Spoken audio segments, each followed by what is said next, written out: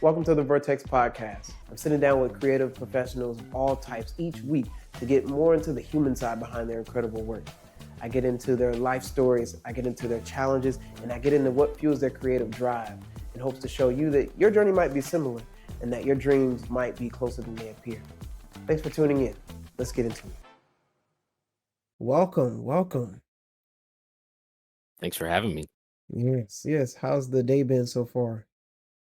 It's been good. It's been good. Some plumbers came and helped fix the air conditioning, so it's nice and cool out here now. Oh yeah.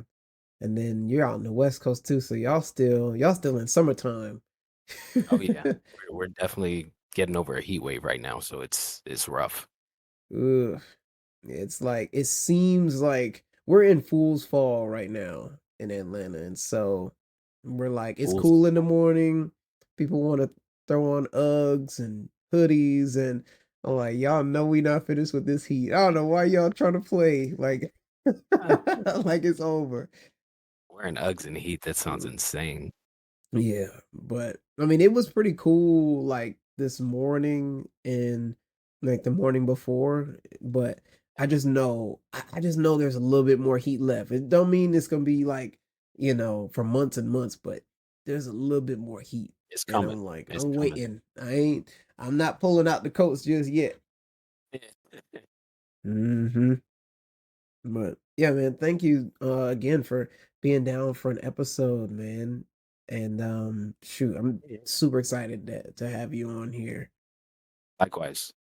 So for the people who don't know who are you? What do you do and why do you do it?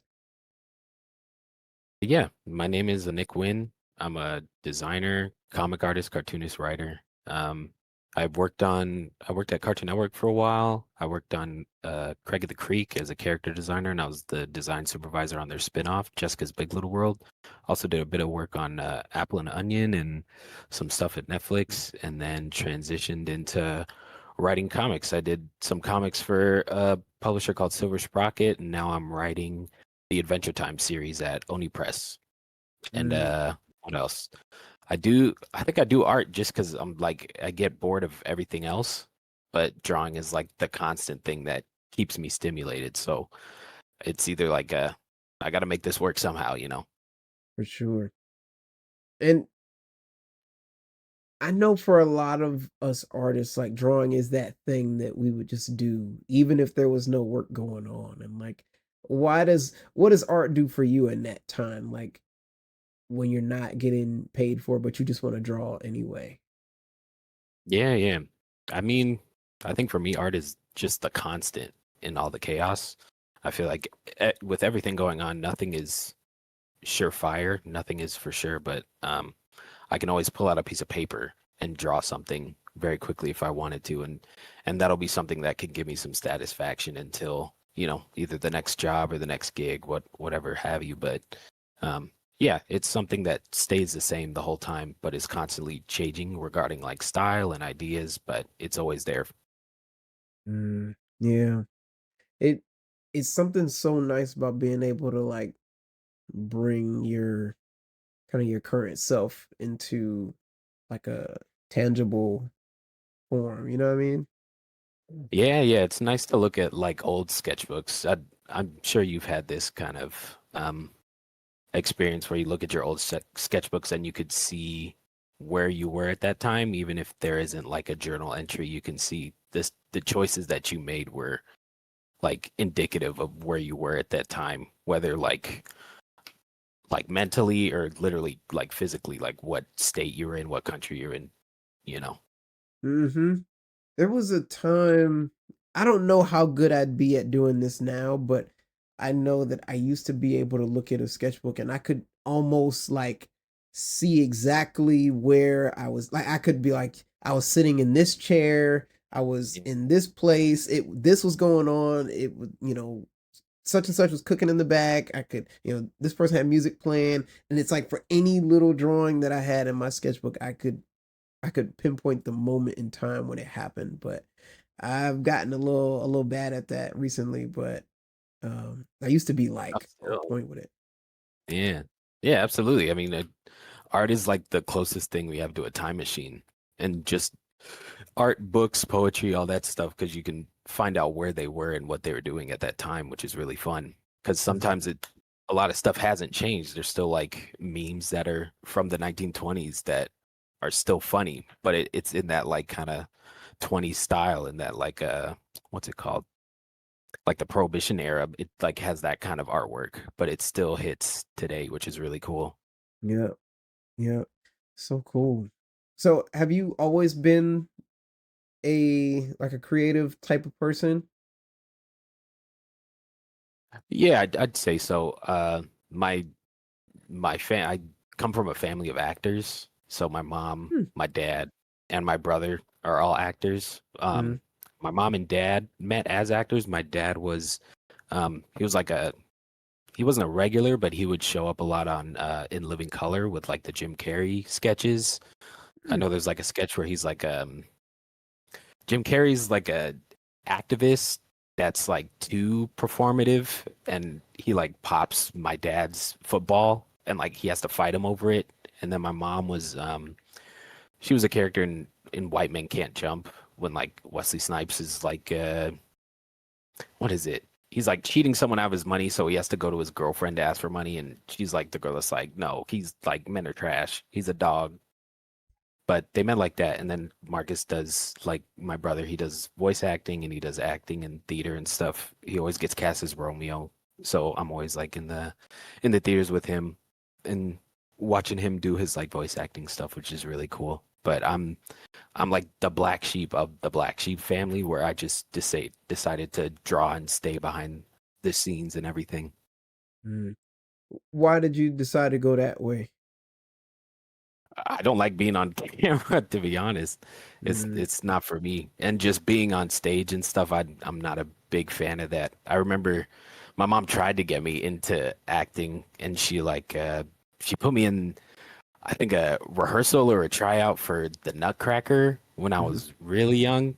And they're like, okay, now this is like where all the kids go crazy and have fun and dance around. And I just stayed in the corner, and I was like, I'm not moving. You can't make me move. So I think that was when my mom was like, yeah, acting's not for this kid. I see, I see. I was gonna ask if you like, do you think, um, I mean, it sounds like you don't really like to perform, but do you think like you can act like even in like in a private setting? Are you good at impersonations or like taking on a role? Like, do you think it's kind of transferred into you? Do you have it? Absolutely. Absolutely, I got it. But none of you guys will ever see it. That's for me and my family only. Yeah, that's cool though. That's cool that you have it. Like maybe have you have you tried voice acting? I've tried it for like Scratch, but even then I'm like, it's only like if I really have to do it that I'll voice act, but Mm. that's what I have my brother for. That's what's up, man. Hmm. So what Hey kind man. of did you grow up on the West Coast? Yeah, yeah. Grew up in LA. We moved to Arizona in like 2011, moved to San Francisco for college, Mhm. and now I'm back here. So I didn't really go to the East Coast places. Mhm. And it sounds like over the course, like your parents, I'm assuming that they were pretty supportive of your creative pursuit. Like, did you always want to be an artist since you were young? I don't know. I think I wanted to be a editor like my dad, but I know that they always saw that I was drawing stuff. So my mom would support it, and my dad was like a super supporter, but he taught me like the discipline aspect of it, which was really cool. Because I remember when he saw that I was getting into it, he like gave me a bunch of his old like construction sketchbooks, and he gave me a bunch of like superhero coloring books, and he was like, I need you to draw like at least a couple pages and color like 5 pages a day for the whole summer, like while you're Mm. out of school. So I think that was like my first glimpse of like discipline in drawing every day. But just because there was like no rules, that it was just for my dad to be like, oh yeah, this is cool.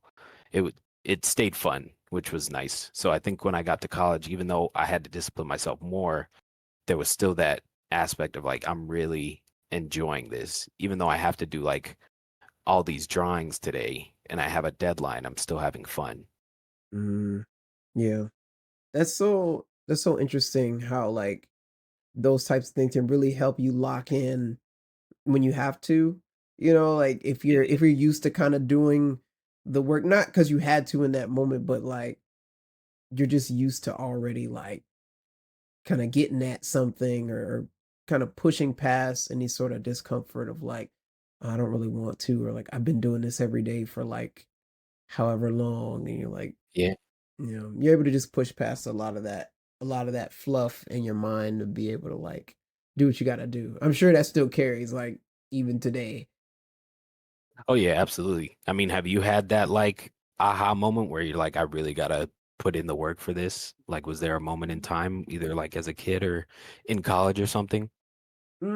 So when you say an aha moment, like put in the work, are you meaning like I have projects to do and I need to stay up all night, or is it like a big opportunity's coming and I gotta show up? I'm thinking more like you realize that this could be something, but you have to like dig deeper than anyone else. Like, did you have that moment where like, no, I have to take this as serious as possible, like as serious as a sports athlete, even though it's doing cartoons? Hmm. I've never I think I haven't had that until like very recently, like probably this Yeah. year or last year, because the whole time I'm just making art for fun. And Mm, I've always at different parts of my childhood, I've always had a circle of people that did art around me too. Like whether it was my siblings really, really early, or like yeah. friends in school, colleagues in college, coworkers, whatever. And yeah, once I left uh my last like day job and decided to like go full freelance, that was when I was like, okay, ain't no BS. Like Yeah. if I don't do this, I'm gonna have to go back to that job. And I hated that job. So I'm like, Yeah. all right, I gotta put in reps. I gotta do this for real. And so yeah, that was whenever I decided to. Oh, heck yeah, dude. I love that. Hmm. Yeah. Um, so I heard that I was doing a little bit of research and I heard that you were pretty religious growing up. You might still be now. Yeah, yeah, yeah. I'm still a Christian, but I grew up Catholic. Hmm. Um, my mom was like the religious education director. Hmm. So if we weren't in school, we were usually at church hanging out with her. Hmm. But yeah, I'd say that most of my artwork has like gone towards religious, like Catholic iconography. And it's still a big part of my life, and I'm very happy about it. But yeah, it's really just growing up in the church, growing up in the pews, seeing like all the what is it, the stained glass artwork. I feel like that was Mm. my first bit of art. I even have like I brought a bunch of comics just to if the topic ever came up, but I feel like this was like my first comic book that I still have. It's the Read Shoot. With Me Bible, but the artwork in it is like insane. Oh Like yeah. for Dang. a children's book, I'm like, golly, you did not have to go this hard. They going But hard. just the colors, the draftsmanship, like all of it, I'm just like, wow. I feel like that was like the standard for me as a 4-year-old, you know? So Yeah. it's stayed a big part of my life. And now I do little zines every Sunday for the kids at church, and they seem to be enjoying it. They're always Oh, excited when they cool. grab a new copy. So you're doing like is it like a comic like the zine is? Yeah, yeah, kind of. They usually the priest will do like a verse of the day. So Hmm. I'll draw Jesus doing the verse of the day, but then we'll actually like break it down and talk to it in a way that a child could understand it. But I'll draw like funny animals and I'll give them like a game to do like a drawing game like tic-tac-toe or connect the dots or drawing like a cat like a hat or something. And then I'll Hmm. just end with a question. But I think they've been enjoying it, which is really cool. Isn't that so cool to be on the other side of that chain? Like whenever you were younger, like seeing worksheets or seeing like little pamphlets or books or even like that comic or you know Yeah, being yeah, the kid and seeing it, you're like, man, the artwork is so cool and this and this, and then now you're on the other side being able to make stuff for the kids and like they're probably doing the same thing like, man, this is so yeah. cool, look at this, and then like somebody else years in the future will be talking to somebody and then they'll pull out yours like this was my first like Okay. inspiration, like I think that to reference your question from before, that was another thing that kind of made me step on the gas a little harder was like knowing that we're we're at the point now where the work you see is what influences the people now. It's not just stuff that is just shelled up in your sketchbook or stuff that nobody sees. Like people are actually seeing and interacting with this stuff nowadays. And it's like, oof, okay. Like, let me get right. Yeah, that's the scary part because now we're the guys that are gonna be influenced, which is crazy to be because I'm like, I don't even a lot of the stuff I'm not even too happy with, but there are some people that'll come up and be like, "Oh, this drawing is like one of my favorite drawings." I'm like, "Really? I'm like, that one? That one? What about the one I did like I spent like 12 hours on? You like the little sketch?" But it's really cool that people connect with my art regardless of how much time or how enjoyable it was to make it and see it in its finished form, you know? Mhm.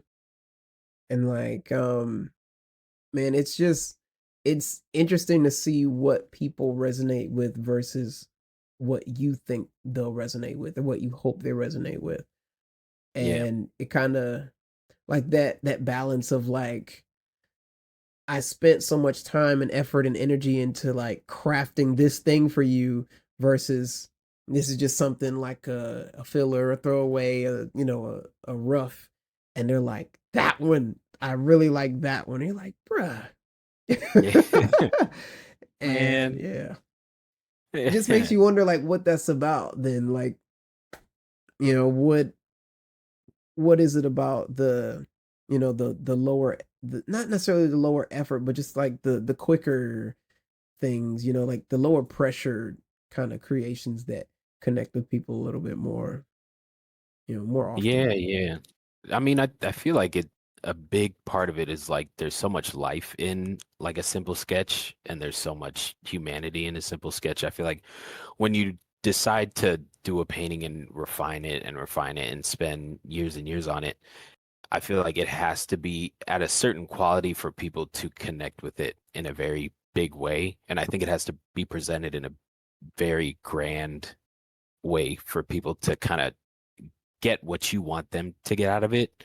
I think of like the like old like Victorian paintings and the Renaissance paintings where they're these huge murals with so much detail that you have to physically go and see and they present it in a way that is very important and grand.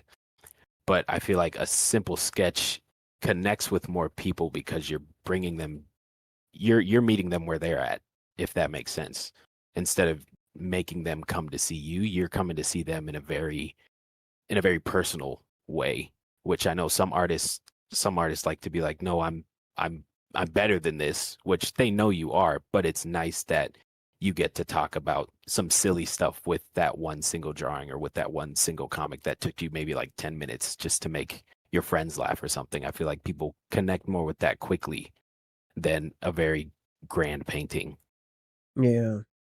And it might be more layers for them to have to like peel off of to like get Yeah. to the core of whatever you were trying to say when you've got like all these different renderings and just like perfections and tied knots and stuff when it's like a lot of times if you just put it out bare bones they don't, it's just easy for people to connect with like you just said.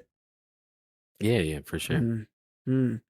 And I'm also curious because you went to or you said that you said you were Catholic, but I'm curious to know how like how did your religion play a role in like going to school and kind of just meeting the people that like for me it was such a culture shock to see that other people had all these different viewpoints about religion and Yeah. especially did you go to an art school? Yeah, for college, yeah. And especially in an art school, I feel like there's just so many different outlooks on like life and on God and on religions and things. And I wondered if that had any sort of like turbulence or any sort of um just did that start any new thoughts or like just mental uh hurdles for you? Yeah, I'd say so. I mean, I think it ultimately led me to give my life to Christ like 3 years ago because I I was born in California, which was like it's kind of like a middle ground for everything regarding religion. Then I moved to Scottsdale, Arizona, which was like very, very white Christian red hat, if you know what I mean. Mm. Which that was Yeah. already like a big culture shock, especially being Mm, like with my brother being like one of three black kids in the entire private Christian school. mm, And then moving from there after like 7 or 8 years to San Francisco for school, where it's just the polar opposite and religion isn't really talked about. That was even a bigger culture shock because I've been in such a conservative society for so long. Now being in a very liberal society, just the polar opposites like threw me in a whirlwind. But I'm very blessed to say that I got to do that only because I can navigate between both parties in a way that I can still be myself, but not have to I can code switch in a way where I can still be personal, you know. And I think that affected my religion because I would see different aspects of Christianity in both San Francisco and Arizona. And I think for me, I really had to just come to myself and be like, okay, there's so many ways to, come to Christ. What is the most personal way for me? And that was just to meet him himself, not have anyone else influence it for me. So I think my Catholicism like gave me that discipline of like reading the Bible and kind of understanding it. But I think moving around a lot in such different climates kind of helped me find it for myself, which I think everyone should do and not have like the religious trauma or stuff that happened in their past dictate who Jesus is for me. And that's just my opinion, but I think that's really helped me. And that's helped me with my art too, because now I have more of a direction. Because I think for a long time I would, even though I liked making art, I would make art just to get the satisfaction of other people. But now that um, I'm taking my faith more seriously, my whole purpose of making art is just to give glory to God.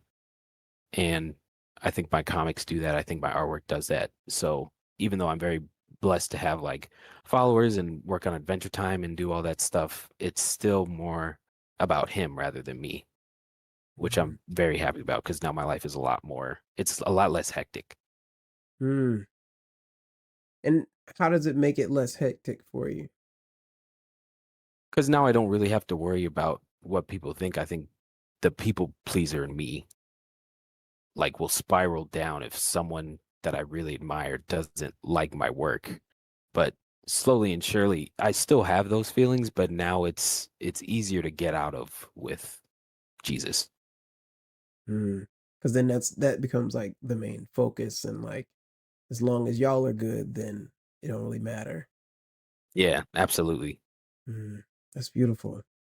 A lot of people, Christianity gets a lot of hate nowadays, and Yeah, yeah. I mean, they try to paint it to be, all different kinds of, corrupt and evil. And like, did you, how were you able to kind of navigate that space to, like, if somebody was looking for like religion and, and they're seeing a lot of that, were you able to kind of sidestep those things or like how did you get through that? Um, that's a good question.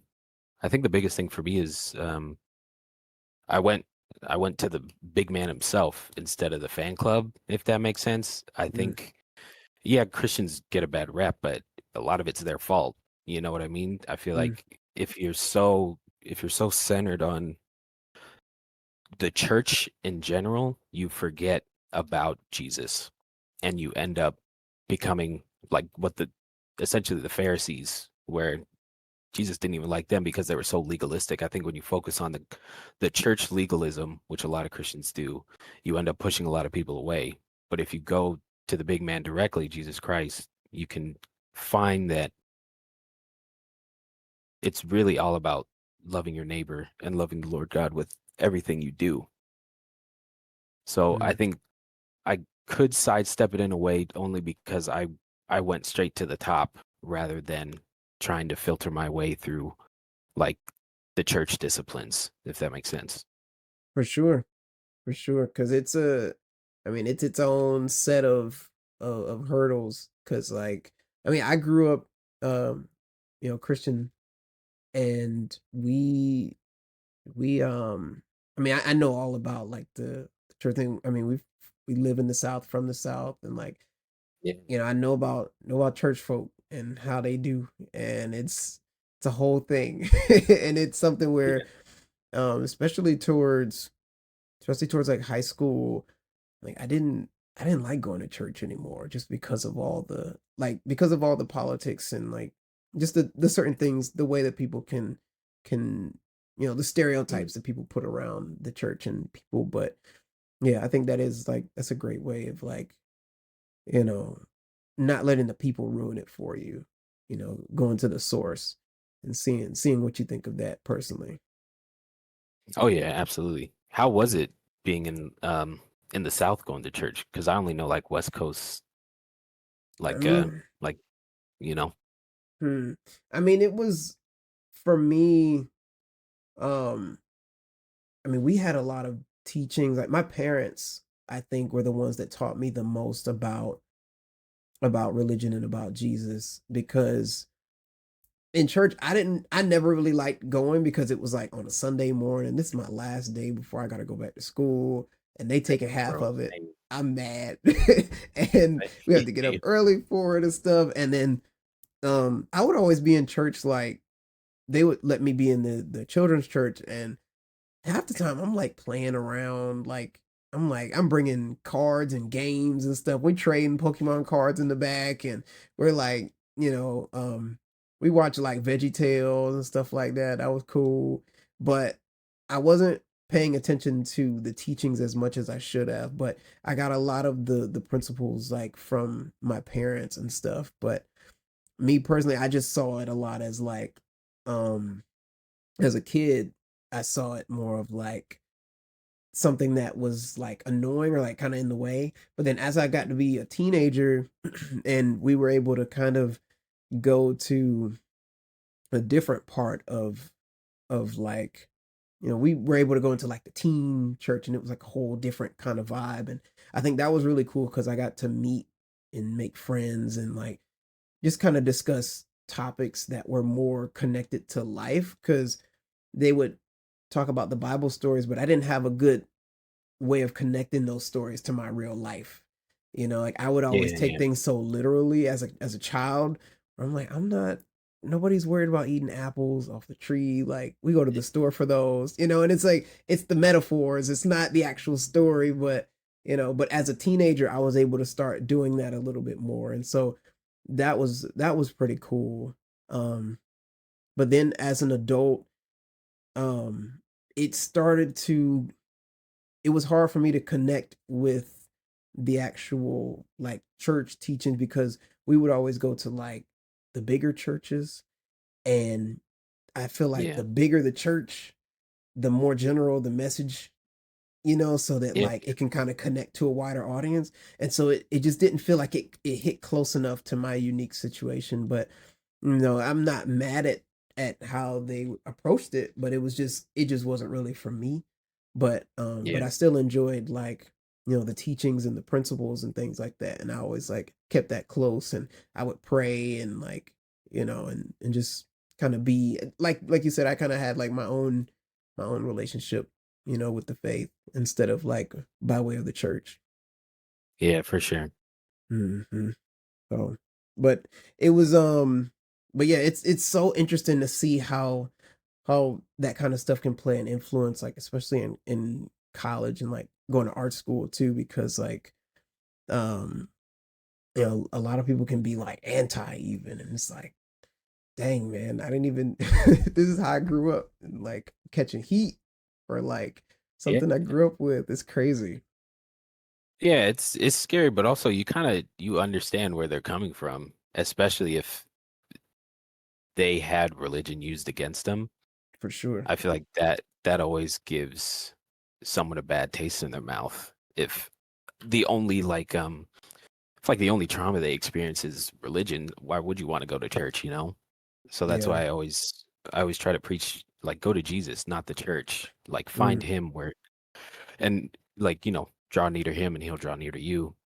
Cause I met him like in the dark at like 2 a.m., like crawling in my bathroom because I was like, you know what, I can't do this anymore. Like I don't want to ruin your Twitch, but I was like, I'm gonna, off myself if something doesn't change. And I was like, you're the only hope I have. And I think in that moment I was like, oh, this is like I felt something weird, which was crazy. But I knew it was Jesus because after that, things started looking up and I had a peace that I really could not explain. mm, And that was something that church could never give me, just going every Sunday to a place, I didn't really want to go, but now I can, my life is saved, which is really nice. And now I can live it out in a way that I can still be me, but now I'm not doing it for myself or for other people. I'm doing it for him. And I think, mm, you're not going to understand that if you're just going to church to say that you're going to church, like checking off a box, if that makes sense. You're not going mhm. to learn anything, but I give credit to my mom because I was like, even as a kid, I would see that she would live out the gospel, even when things were really hard. She'd still, you know, preach Jesus to me, and not like she would still say go to church, but it would be more about the man than the actual building. So I think seeing that, even though I didn't like going to church and doing like all the jumping through all the hoops and everything, I could see that it was very important in some way. I just didn't understand it yet. And it took me until I was like 23 to actually understand it. Mm. Yeah, I mean, still relatively young though, in the grand scheme of it all. Yeah. And hopefully still have some time left, knock on wood. Yeah, man, it'd be people that'd be like in their 40s and stuff, and they're like, just found it, just figured it out. And Yeah, man. so, Hey, a win is a win. absolutely. So, how was your how was the development of your creative practice through all this? Like, you said that you drew, from very young, but how did you start to turn it into a work? Like, what were some of your first um kind of pursuits, or like, did you have an early creative dream? Mm. Early creative dream, I don't think so. I think when I was a kid, I would just kind of I would trace like the video games that I would play. I remember playing like an old Toy Story computer game, and there was this gas station fight where I was like, even as a kid, I didn't understand, I didn't have the vocabulary for it, but I was like, this scene is like amazing, like the lighting, the pacing, like everything. I have to draw it. So there's a construction sketchbook in my mom's garage where it's like just 100 pages of the same scene. It's like a really bad storyboard of just them standing in like a gas station. But I was like, this is awesome. I have to keep drawing it and find out what it is. And then that evolved to making like Sonic the Hedgehog OCs, like the pivotal moment of every kid artist. And like I still have it somewhere. And then I revamped it like a couple years ago. I think his name was Scarecrow the Bat. And he was Mm, just like kind of a zombie of like patched up hay bales and stuff, but you couldn't see that as like a kid drawing. It was just Sonic the Hedgehog with pointy ears and no quills and stuff. And then I just went to like human OCs and just kept going and going and going. And I think it wasn't until I realized that there was a school for art, like I think junior year in high school, that I was like, oh, I can actually keep doing this and maybe figure out a way to like make this a job. And that's and I think a couple years before I found out that animation, like you could do that as a job by watching like the Game Grumps and Rubber Ross and when he's animating like the music videos and stuff. So I decided to pursue it, and I think what clicked in me where I was like, oh, I have to, you know, this is like all or nothing for me is my first day of like life drawing class. I thought I was doing pretty good, but I was sitting next to like the Chinese exchange students, and they were like leagues ahead of me because Mm. they went to like art high school and like art middle school and stuff. So I was like, oh, I really have to, lock in if I'm gonna make it here because they're already going to Pixar and they're like 2 years younger than me. Hmm.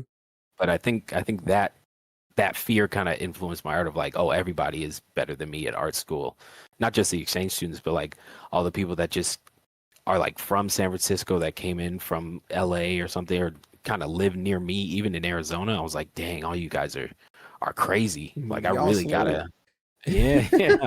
I'm like I'm so scrawny compared to you guys.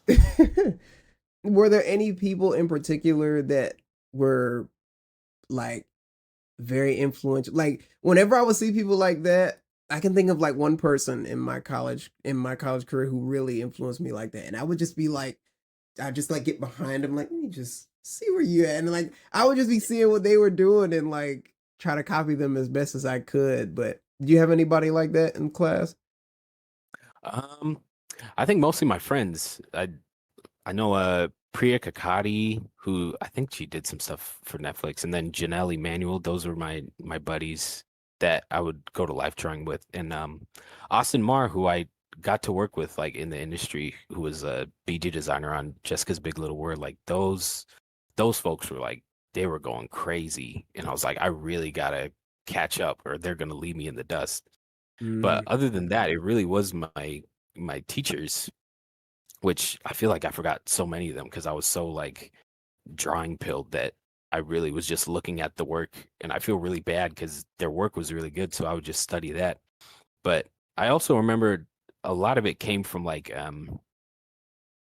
the rage and frustration that a lot of people weren't taking school seriously, if that makes sense. Because I would see some people that were like, "Oh yeah, I want to work here. I want to work here. I want to work at like since we were in San Francisco, they're like, I want to work at Pixar. I want to look at Lucasfilm." But I'd look at their stuff and I'm like, I feel like you gotta fill like 20 sketchbooks to get to that thing. But it would be the frustration of like they fight back on notes that they're getting, but I'm like, no, this is gonna make you a better artist. So I think that frustration fueled me into like locking myself in my room, and I'm like, I need to get to the point where I can draw just as good, if not better, as the Cartoon Network artist or the Disney artist. And I think that's what allowed me to drop out after a couple years. And even though I think I got the Cartoon Network internship just because Liz Gibb liked my interview, but I think I was able to stay because I was ahead of a lot of the interns art wise, and I could be a chameleon in some sense. I knew when I was in college, I told myself I wanted to be a Swiss Army man, so I wanted to be able to design in all the show styles and still be able to like write and storyboard and do whatever they needed if those positions weren't available, I could do something else. Mm. Just wanted to be like a team carry. You're like, I just Yeah, need one person to essentially. like get me water. We're good. Yeah. Absolutely. Dang. Yeah, I mean it's important. I think that um people underestimate the power of doing good intentional work. Like Yeah. you need that. And what would you say to people who who kind of they're like frustrated because they're not getting their dream job, but then like doing the work is also just like it's unbearable. It's like it's so frustrating to like sit here and draw and draw and draw and like they're not getting better or like they're not getting the hit backs like they need to. Um, what would you advise them to do? Mm.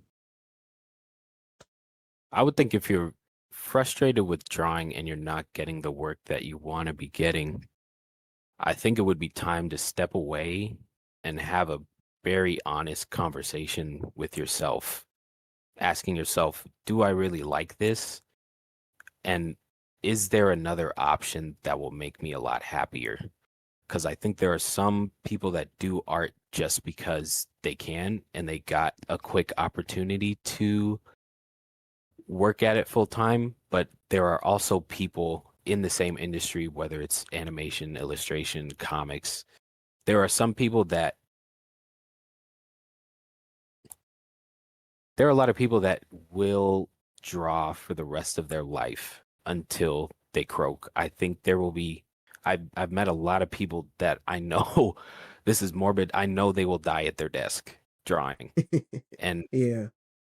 I think that's really cool, but also I think that they are the people that are going to be finding the work because they are going to be drawing regardless because they love it. I think if you don't love it, you have to have a conversation with yourself in that, am I really going to put up with all of this for the sake of a creative job? Or is there something that will bring me joy that I can step away from art with, you know? And Mhm.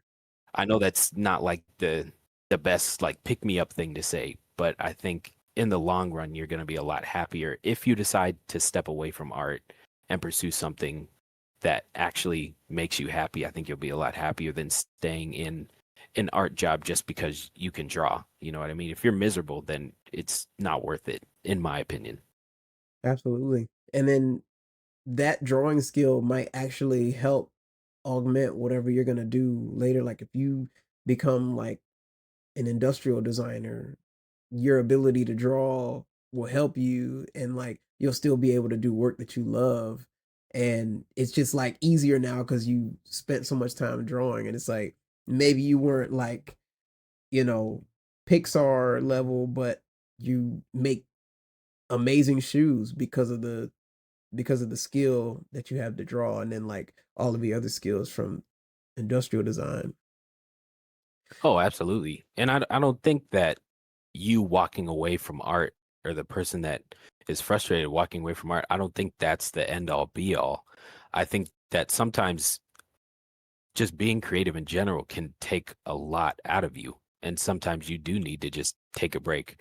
I remember there was one guy that came to our school where he was like, "Oh, how do you defeat art block?" And he was like, "I just wait until I'm like chomping at the bit to draw, and then I wait even longer so that when I get to the page, like it's just absolute joy that I'm Mhm. actually drawing." I feel like I feel like it's not eating after a long time, and whatever you have, it's going to be the most amazing dish you've ever had, even if it's just like a pickle from McDonald's. Like it's still like the best thing like God has ever created. But going to that point, and like you said, like exploring other options will also help you with your art.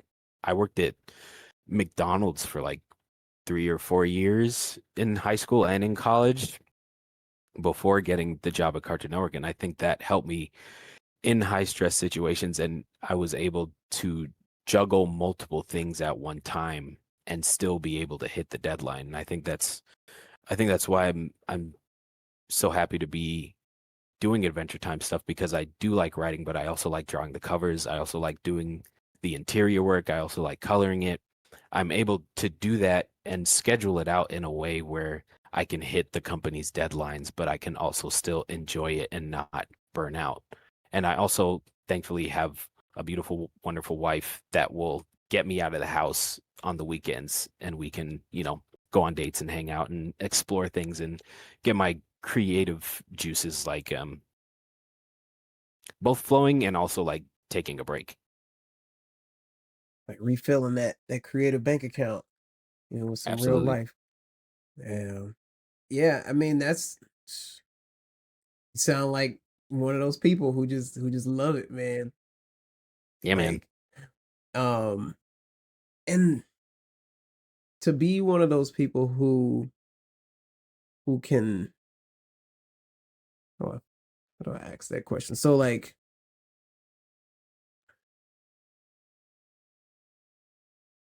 to be one of those people who can kind of do all the things, what's what's going on in your head in the day to day that like that allows you to kind of juggle everything? You know, like people get get overwhelmed pretty quickly, you know, with just a few extra things on their plate.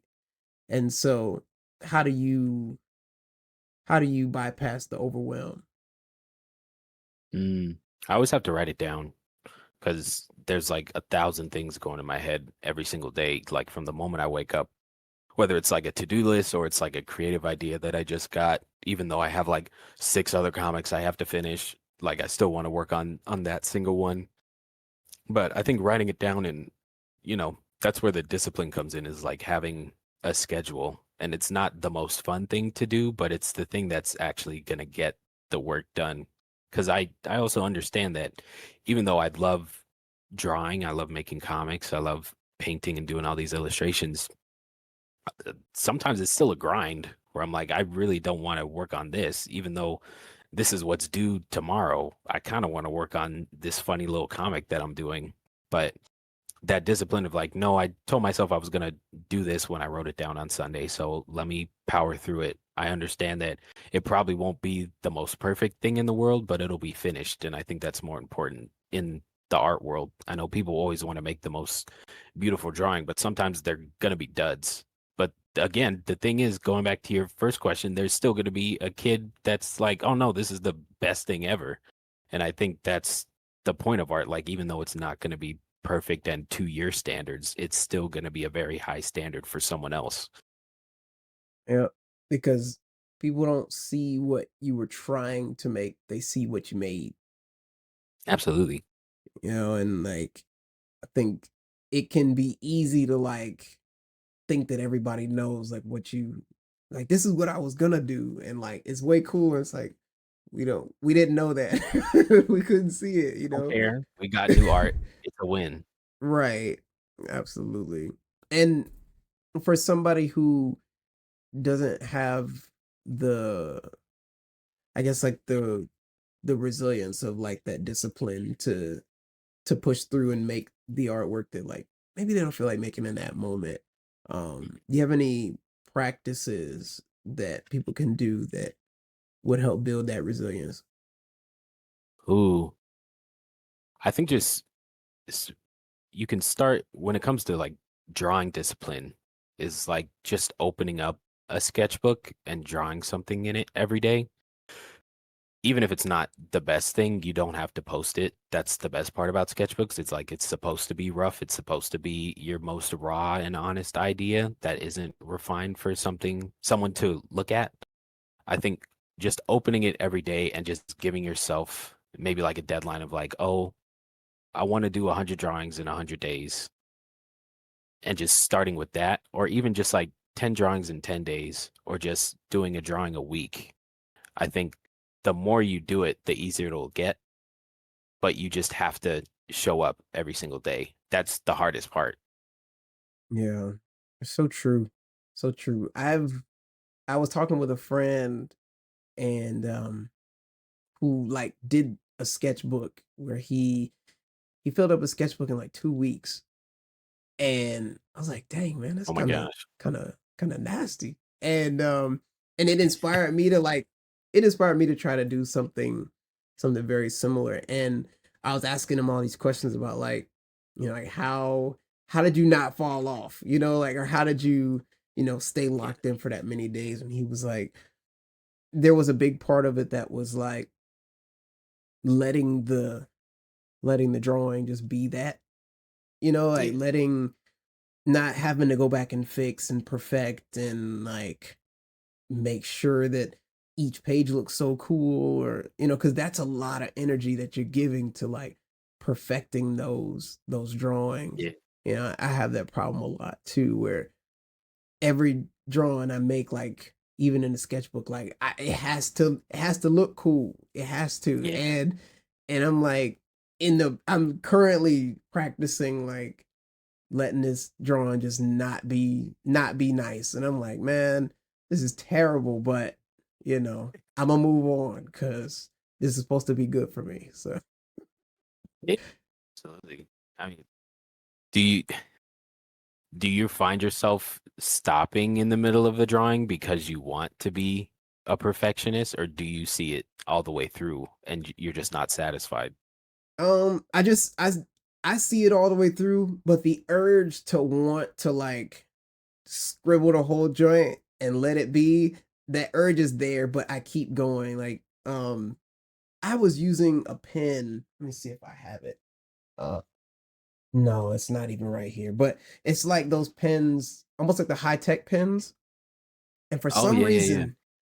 for some reason, those things skip. I don't know how to use them. They skip every single time. But then I go on a scratch sheet of paper and it's like butter. And then I go back to the sketchbook and then it's skipping. And then I was at a cafe with some friends and I was like, "Can you draw in my sketchbook with this? I just need to see something. Maybe it's the paper." And they draw and it's butter. And I'm like, no, this is crazy. And so then I take it and I'm drawing and it's skipping again. And I'm like, this is wild. And so I'm like, you know what? I'm gonna sit here and I'm gonna try to draw with this pen. Cause I see people draw with it like all the time. And they're like, yeah, they're so smooth and it's so buttery. Oh, nice, nice, nice. And I'm like, I don't know what y'all got going on, man. Like, I don't know the technique. And I sat here and drew a page of drawings with this pen that was skipping. It was terrible. And like the whole page, I don't like the spread at all. Like it does not look Yeah. good to me. But I pushed through it anyway because I'm like, is what it is. I could have found out a way to make it not skip, or I could have, you know, uh drawn something that I liked out of it. But, you know, it's just a practice in pushing past like that dissatisfied drawing, you know? Oh yeah, absolutely. I mean, in my sketchbook, I've slowly but surely been happy with like the worst paper because it gives me the results I want. Because I feel like every single pen works on it. I wish I had my pen that I usually use. Oh, here it is. I use it was like the Uniball. Yeah, those right there, Yeah, those don't work. those don't work for me. I don't Yeah, know what it is. yeah. I mean, I feel like it depends because I'm the same with you. Like with these, like with super nice paper that I want to actually make an illustration on, it just never works. But what's like with like a old like little sketchbook like this, it makes very nice. It makes some nice lines, stuff like this, where I'm like, oh See, yeah, this that's is it. Really is butter, you know?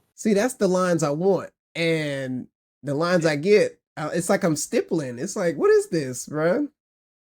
I mean, Muji made a crazy good sketchbook, but I think the stores are all closed now, so they don't even have any like in the US. They don't But that have them was like the online. perfect sketchbook. They might have them online. I'm not sure. I haven't checked, but I remember I would just go to the mall and get a new sketchbook, and I was like, it's perfect. It's so buttery, and it's like just the crappiest paper alive. But I was like, all my ideas are perfect in here. I can actually show this sketchbook off. Man. Ugh, I don't know. I'm maybe I haven't given up on it yet, but like it's so frustrating, man. I gotta maybe I have to try it like that. Just find a I'm gonna make a sketchbook out of sticky notes. Cause those always You it should always seems to work on sticky notes for some reason. And I'm like, like let me that. just get a big thing of sticky notes and let that be that, man. Cause this is crazy. Absolutely. Hmm. So so you're going, you're making artwork through you said that you got an internship at Cartoon Network, and what was the process like of getting that internship? The process I think was it was very straightforward. Where it was like put in an application. That's the first round. if you get to the second round, you have to do like an interview. So I did one in my dorm, like on Thanksgiving, and I messed up like 5 times. And I think they saw the videos that I messed up on. So that was even more embarrassing when I got it. But then after that, I think I got a call from like the recruiting team, and she was like, "Oh, we want you to be at Cartoon Network," which thank God, because I was like down to my last like couple bucks and I couldn't pay for the next semester. So I was like, it's either Cartoon Network or I'd move back home.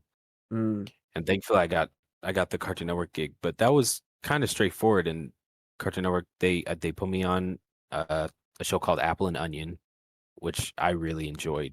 And I'm still friends with some of the people on the crew.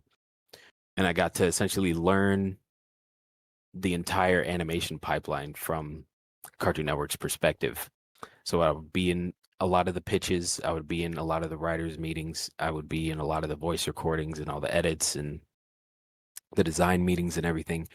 And I didn't really have much to do. I was mostly just like a fly on the wall, like trying to get information. But I also knew for me that I still had the mindset of like, it's either this or I move back home. Like I have to find a way to stay here after the internship.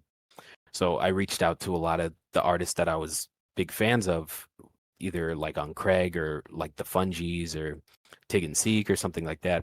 And I would just ask to get coffee and just hear about like their design portfolios and like what they did to get in the industry. And I started to tailor my portfolio to what the Cartoon Network people were doing.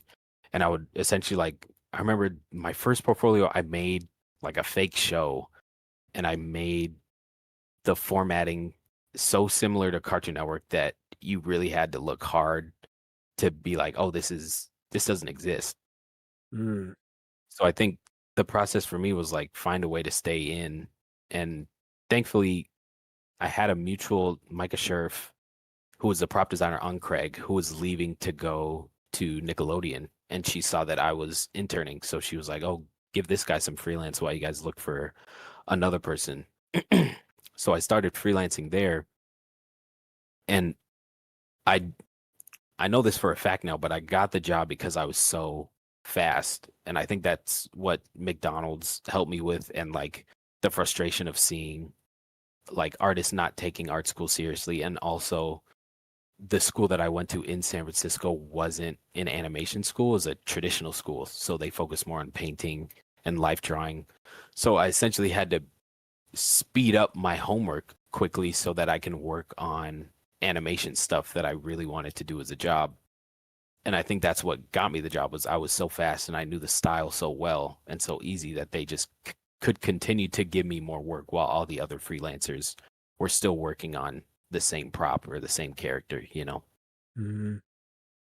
Can you tell me about how the internship changed the way that you view your work and maybe even like the industry? Um, how did it change?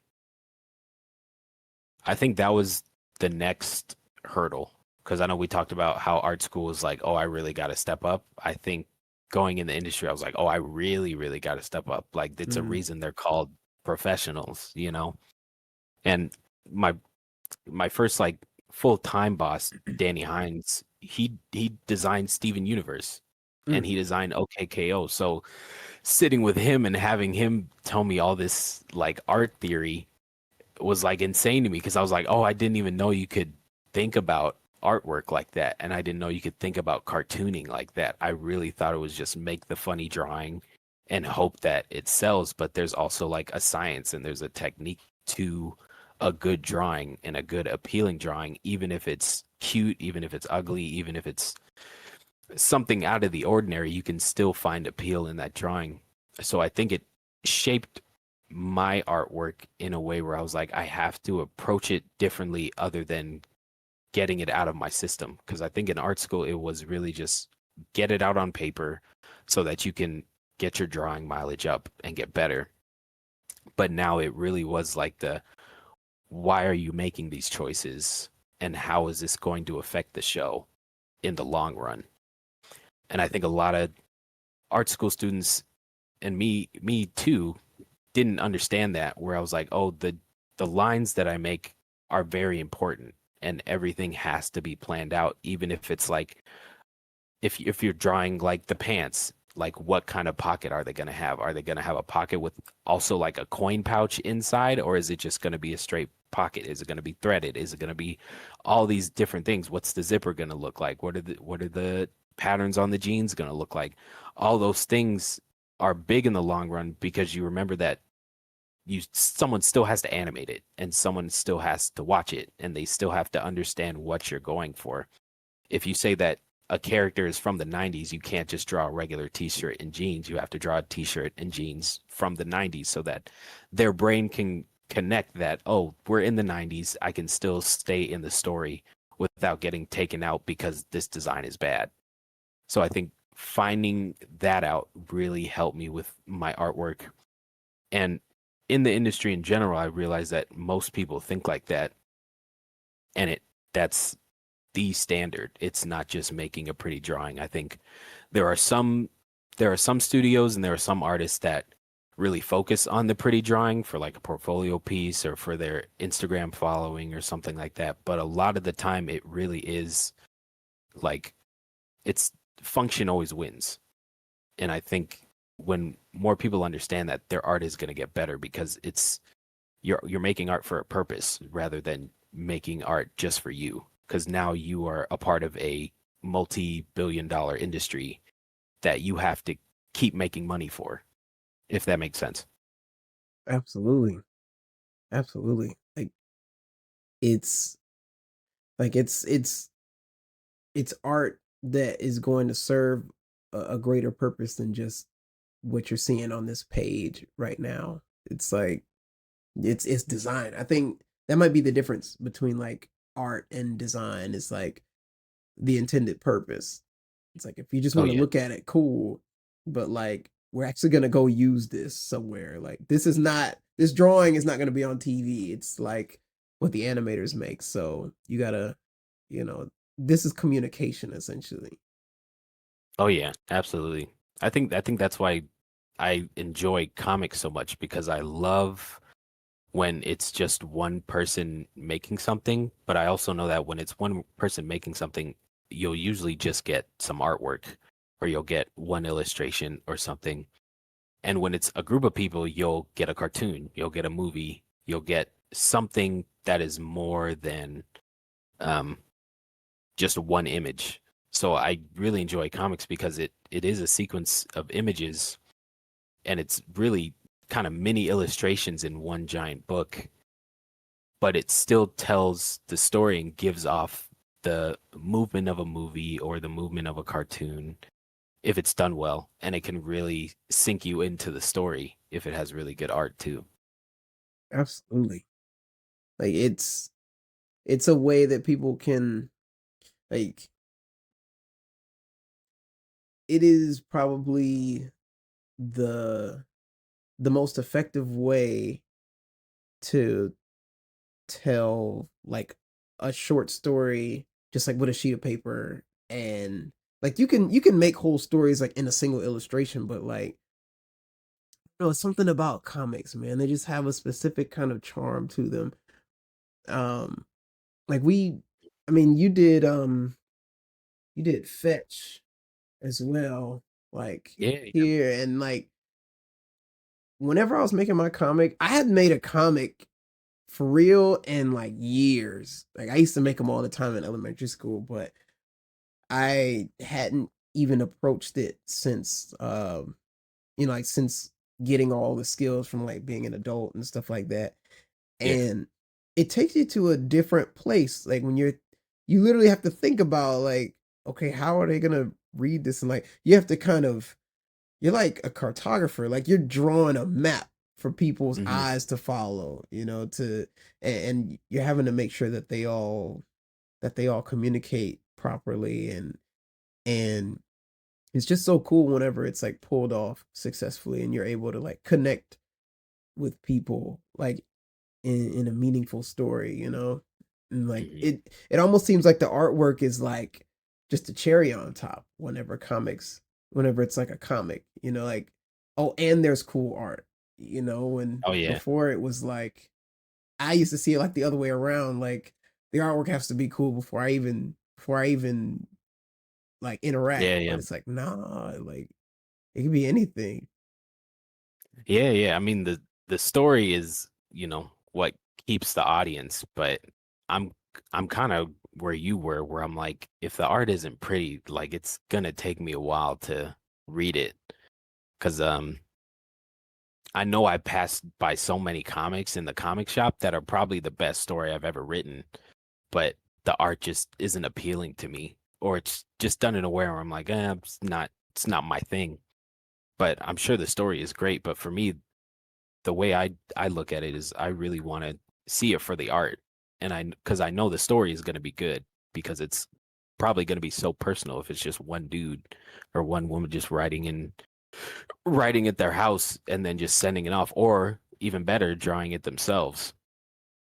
But I think that art of, and it doesn't even have to be like polished art, but art that seems extremely fun and you could tell that they worked really hard on it. That's the art that really I gravitate towards. Because I do like stuff like, what do I have? Stuff like The Interview by Manuel Fiore has like just kind of pen and ink art that is really weird and off-putting, but it still has this like real charm to it where you could see how personal it is. And that's also because he did it on paper. But there's also like even rougher stuff like Emil's Dr. Murder and the Island of Doom, where a lot of it is just like big lines and big Oh shapes, yeah. but it's like a what would it be? It'd be like if BoJack Horseman was in Watchmen. It's one of those concepts where it's like, no, this is extremely fun.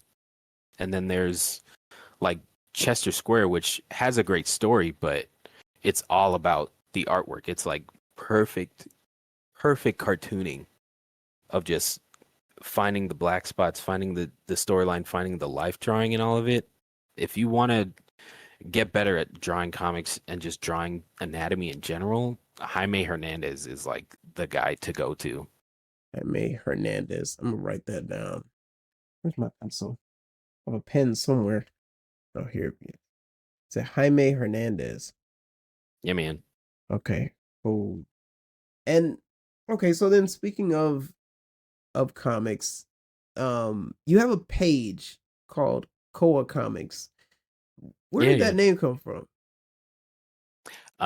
Koa Comics came from my love of koalas. I really like Hmm. koalas design, and I feel like my persona animal when I drew him as a cartoon was a koala. So I just went back to Koa because that was it sounded nice. That Mm-hmm. was really it. There's no big intense story about it. It was just like I like koalas, so and I wanted to make a page solely for like comics and web comics. So Koa Comics was the right way to go for me. And this was started after your work, like with Cartoon Network and things. Yeah, yeah. This was started pretty recently because after like the Cartoon Network layoffs, our show got hit, Jessica's Big Little World, and I didn't really have any other work other than that. But I also had these ideas for comics that I was putting off because of work. So that gave me time to make these comics, and I enjoyed it so much that I wanted to keep doing it on my downtime of like being on and off of freelance. So I was Mhm. just like, well, might as well just make a comic page just to show my comics, and then my main page will just be like for animation work and stuff. But now Mhm. it's kind of like merged together in some way, but I still use the Koa Comics account for like a web comic I'm doing. Okay. And you said that it started initially as a way to get out ideas and like tell stories that you've been wanting to for a while. And I'm in a place where I'm having a bunch of ideas for stories and things. What's your best advice on taking a story that's like hazy? You can have like you have a vibe of a story, like, oh, I wanted to kind of be like this, or I think I'd want this, but horror, or like this, but sci-fi, or whatever. And like, how do you take that hazy idea and like bring it to something tangible or something that you can start like paneling for? Um, for me, I enjoy just going straight forward. I'll usually start, and I guess I found out that this is kind of like Marvel's old way of doing things when like Stan Lee was doing the editing. I guess in the Marvel way, it was like, oh, he'd do like a rough outline. Jack Kirby would then use that outline and draw panels and then add some speech bubbles in those panels that were empty. And then Stan Lee would read through the panels, look at the acting, look at the art, and then write dialogue to that. And just unconsciously, I was gonna do that because, like we talked about previously, I like doing the art more than I do writing, even though I still love writing. Drawing's still my biggest love. So I will always start with like a concept. I know the webcomic I'm doing called The Heel. I wanted to make a superhero comic that was like kind of in the style of a comic called Octopus Pie by Meredith Gran. So I was like, okay, the rough idea in my head is I want to make a superhero comic that's done in a horizontal format instead of a vertical, and I want it to be black and white. And the only thing I have set in stone is that it's going to be a husband and wife, and the wife wants to be a supervillain, but the husband is the greatest superhero of all time. And it's Mm. just like her battling with that. And then I just kind of went on to see where the drawing would take me. And I think that's why I like comics so much, because I've noticed that the story is already on the page, and I want to know if you kind of get this with your murals, is that the artwork's kind of already there. I just have to get it out with whatever tool I have at the moment, because I can already see the page. And even when I can't see the page, I know that it's there. I just have to get it out, even if it takes a couple tries. But even Mm. with those couple tries, I'm like, oh yeah, it's there. This is going to be a panel of her running with her hands up, even if it's just like a stick figure. But I'm just going to keep refining until I actually find the flow into that panel so that it can go to the next panel and keep the rhythm for the reader. Mm.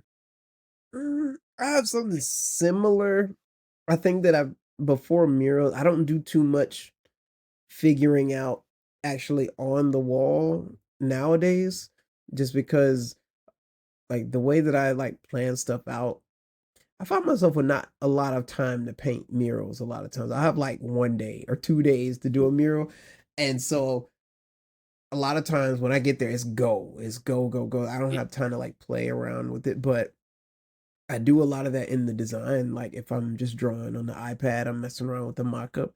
Um, there's like a feel that it's almost like a metal detector, like you're kind of just scanning around and you kind of just listen for like the beeps to make sure like you hit, it's like it's around here somewhere, man. I gotta find it though. And you just when you hit it and you're like, that's it right there. It might be like you change the color of this thing or you take this out or you make this bigger or whatever, and then it's like, oh yeah, that's it right there.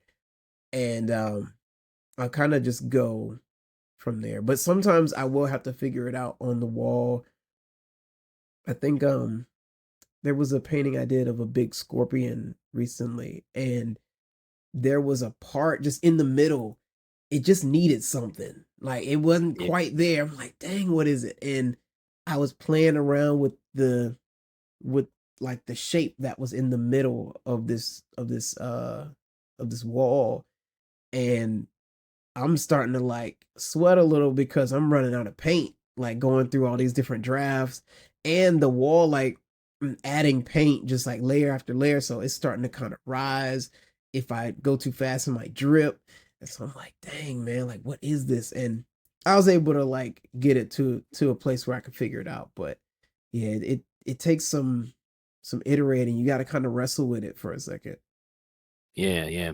But sometimes that's the fun part of art is like wrestling with it and then winning at the end. Even if even if you are or aren't satisfied with the end result, you finished it. And I think that's like the rush of like, okay, I'm gonna do it again, and then again, and then again, and then you have more murals or you have more comics and stuff like that. Yeah. But then what about when it's like from a writing perspective? How do you kind of wrestle with the writing? Because sometimes I feel like the stories that I'll try to write just seem like it's hard. If you try too hard, it'll be corny, you know? Like it'll be like, man, ain't nobody gonna believe this. Or like, it don't hit like it's supposed to. And how has your approach changed when it's time to write something? When it's time to write, when it's my own comics, um, I think the writing is enjoyable because it's kind of the same process where I'm like, oh, the writing's there, I just have to find it, and I can find it through the acting that I do. So if someone has an angry face, I know that he's gonna say something angry, but the the big question is how is that going to further the plot, or how is that going to help the audience realize what's going on, or help them understand where they need to go to next in order to understand what I'm trying to say. So I'm kind of figuring it out with them, but also before them. And sometimes I'll get to the end of the book and I'm like, oh, I'm writing this kind of story. I'm trying to figure this out. And sometimes it is like very personal where I'm like, oh, I'm trying to figure out this insecurity in me. So let me go back and put some plot points in there where it's like, oh, this guy is insecure or this guy is a people pleaser. So it can help the story even more. But when it comes to Adventure Time, I'm thankful to have an amazing editor, Megan Brown, who will help me kind of find the story quicker because that will always start with a script and an outline. And a lot of it is me pushing it to my editor and saying, okay, what about this? And then she'll be like, it seems like you're going towards this route. So maybe push further towards this, which will give me a big breakthrough because I'm like, oh, okay, this is what the story is about, not this. And then I can write the dialogue from that and try and get my point across with that kind of silly Adventure Time dialogue. Mhm. Man, you're not the first person to have somebody really good in their corner and that can kind of see what they're doing and be like, this is what you're going for. Yeah. And and the way that both of y'all speak on it is like that it's key. And it's like it's not like you couldn't do it without them, but you're so glad they are there and it does make the process a lot easier. It's very helpful. And I think people will try that, but with the wrong people, Yeah. and do you have any sort of nose for finding the right type of people to do that with? Or if there is somebody that would be really good, but I don't really know how to like approach them. I don't know how to, you know, get them to look at my stuff without it being like too uh without disturbing their peace or doing too much, Mhm. being overbearing, whatever. Do you have any like actionable steps for that? I really don't know. I think the biggest thing is always just be respectful of the person and their time because I'm one that will just reach out to someone and be like, "Hey, I'm a big fan. Like, how did you do this? Can you show me how you did this or what was it like doing this?" But I also know that if they don't reply, it's not anything that I did. They're probably just busy. But I think that's the biggest thing in finding people that can do that for your own artwork is more along the lines of it is that like trial and error where you kind of just have to put out feelers and be like, "Oh, what do you guys think of this? What do you guys think of that?" But also um being direct and saying, "Hey, I'm looking for notes and like can you guys help me with this?" I know that my wife and we're both artists and we can give each other notes on both of our artworks or our stuff at work, but it's one of those things where I like my wife's notes because she is not as into cartoons and animation as I am. She's more into the live action stuff. So she'll come at it with that perspective, and she'll also come at it as a viewer of cartoons. So when she sees it, she's like, "Oh, I'm not quite getting this. I'm not really getting that." And I think that's also a big thing in finding that kind of editor friend that you need to get your art better quicker, is like not having a yes man, but also having someone that will, gently guide you to the right area that you need to be going in. Because I think there's like a thin line of saying that something needs work and something is bad. And I think you have to find that person that you gel with that can give you the right words to help you improve in your artwork. Because if it's the wrong words, then you're just going to be sad and you're not even going to want to finish your art. Mm-hmm. But if it's the right one, then it's like, oh, okay, I see where you're coming with this. Let me take another pass, and ultimately you'll find out that either they were right or they were wrong, but you got better because of it. Mm-hmm. Have you dealt with people who have like they call it like really tough, like a tough, just no filter kind of critique, Mm, and like people like this in my life, I've I don't like the delivery a lot of times, but I've been thankful that for most of the people who have been that direct and that like abrasive, they mm. knew what they were talking about.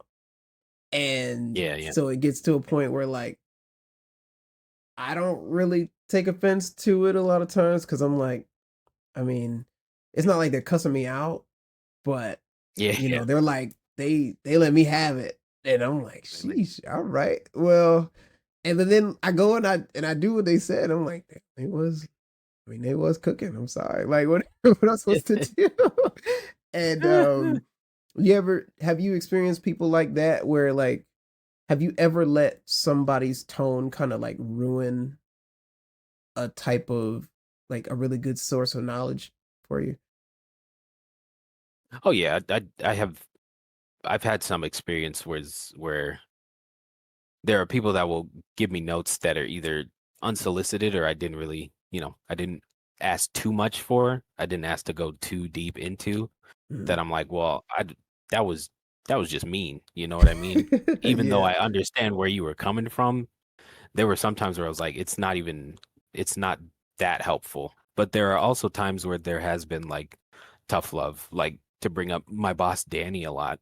He's like very, you have to do this, you have to do that. You can have some freedom in this, but if you go this direction, it's not going to look as good. But the difference between Danny and the other person is he won't stop at just saying this area is bad. He'll say, this is how you fix it. And this is how you can explore to kind of find your own voice in it. So I think dealing with those people that are just kind of critiquing stuff like super honestly, even though they might have some good ideas, I feel like I personally enjoy more of like getting stabbed, but patch me up after. You know what I mean? And help me figure out how to not get stabbed again. Yeah, like help me out, man. Like don't just be If you just uh, stab me and you just leave the knife in, like, what am I supposed to do? yeah, like you can get your roast off, you know, say whatever you're gonna say, make your jokes, okay, but help me out. Like, yeah, some people will just be out after that, and I'm like, what is this? But Yeah. now there's times where like um I've had people not with art, but I I was trying to learn French in 2021 or like I started learning French in 2021 and I had this language partner that I met like from Morocco. She was super strict, like super tough. And like she like fussing at me over the phone, like trying to because anytime I make a mistake, she's like, no. I'm like, man, Yeah. this person just fussing at me over the phone. I'm like, man, this is kind of frustrating, man. I don't feel like I don't feel like that. I don't even know you for real. Like this is somebody just across the world like fussing at me for like an hour or whatever. But then like I look back at those times and I'm like, all the things she taught me, like I still remember like to this day. And I'm like, dang, that was actually a pretty good like teacher. It was just kind of wild. Like it was just a lot to have to take in. And um I guess it's just learning your own kind of temperament of like what you feel like dealing with and like kind of the cost benefit analysis of the situation. Mhm. Mm-hmm, Yeah, yeah. I mm-hmm. mean, sometimes you need to be yelled at, but not all the time. I think there are certain moments that really have to sober you up to actually learn a lesson, but when it's constant, that's when it becomes like it just becomes unbearable. Like there's still Yeah, got to be some love into your critique, for not just sure. pure anger. 'Cause then I'm like, well, now I know that you're not happy, and that makes me not happy. You know what I mean? So we're both unhappy. This isn't gonna work. Right. Nothing good comes out of this. Yeah, man. So I know also that um there's a especially with shows like Adventure Time and with shows like Steven Universe, there's a feel where they're able to like have a story start simply and then they're able to just add more and more and more to where you're like deep into like season 5.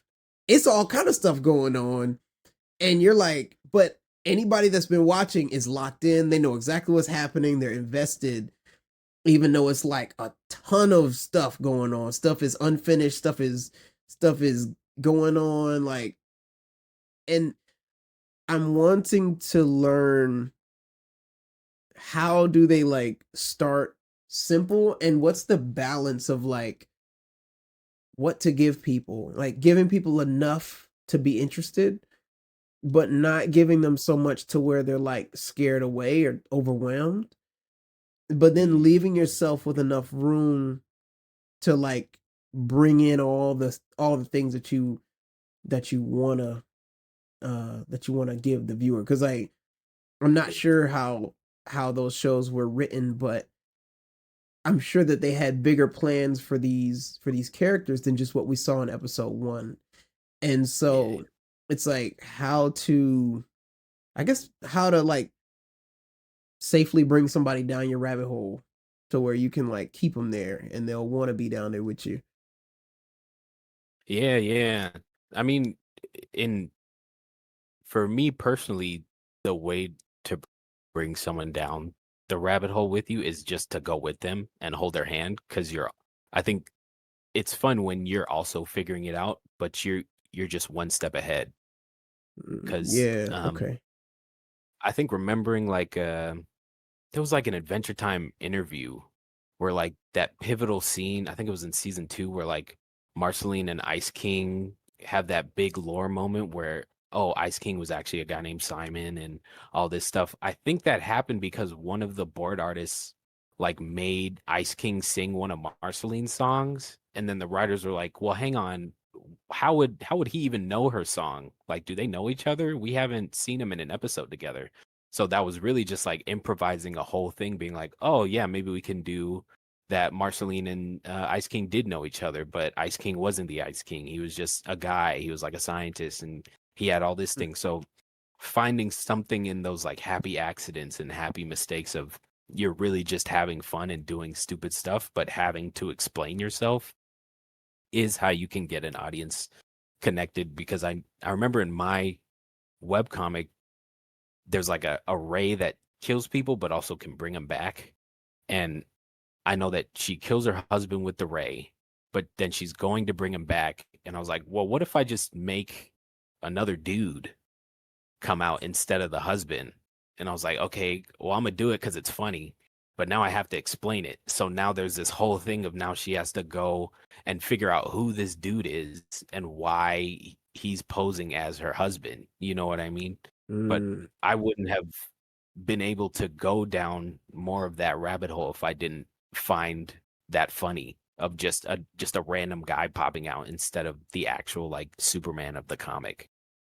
So I Mm. think finding something out just slightly before the audience for me is what's exciting, because then you can kind of have the audience stay on their toes, but also be on your own toes and be like, the possibilities really are endless. I can do a giant twist.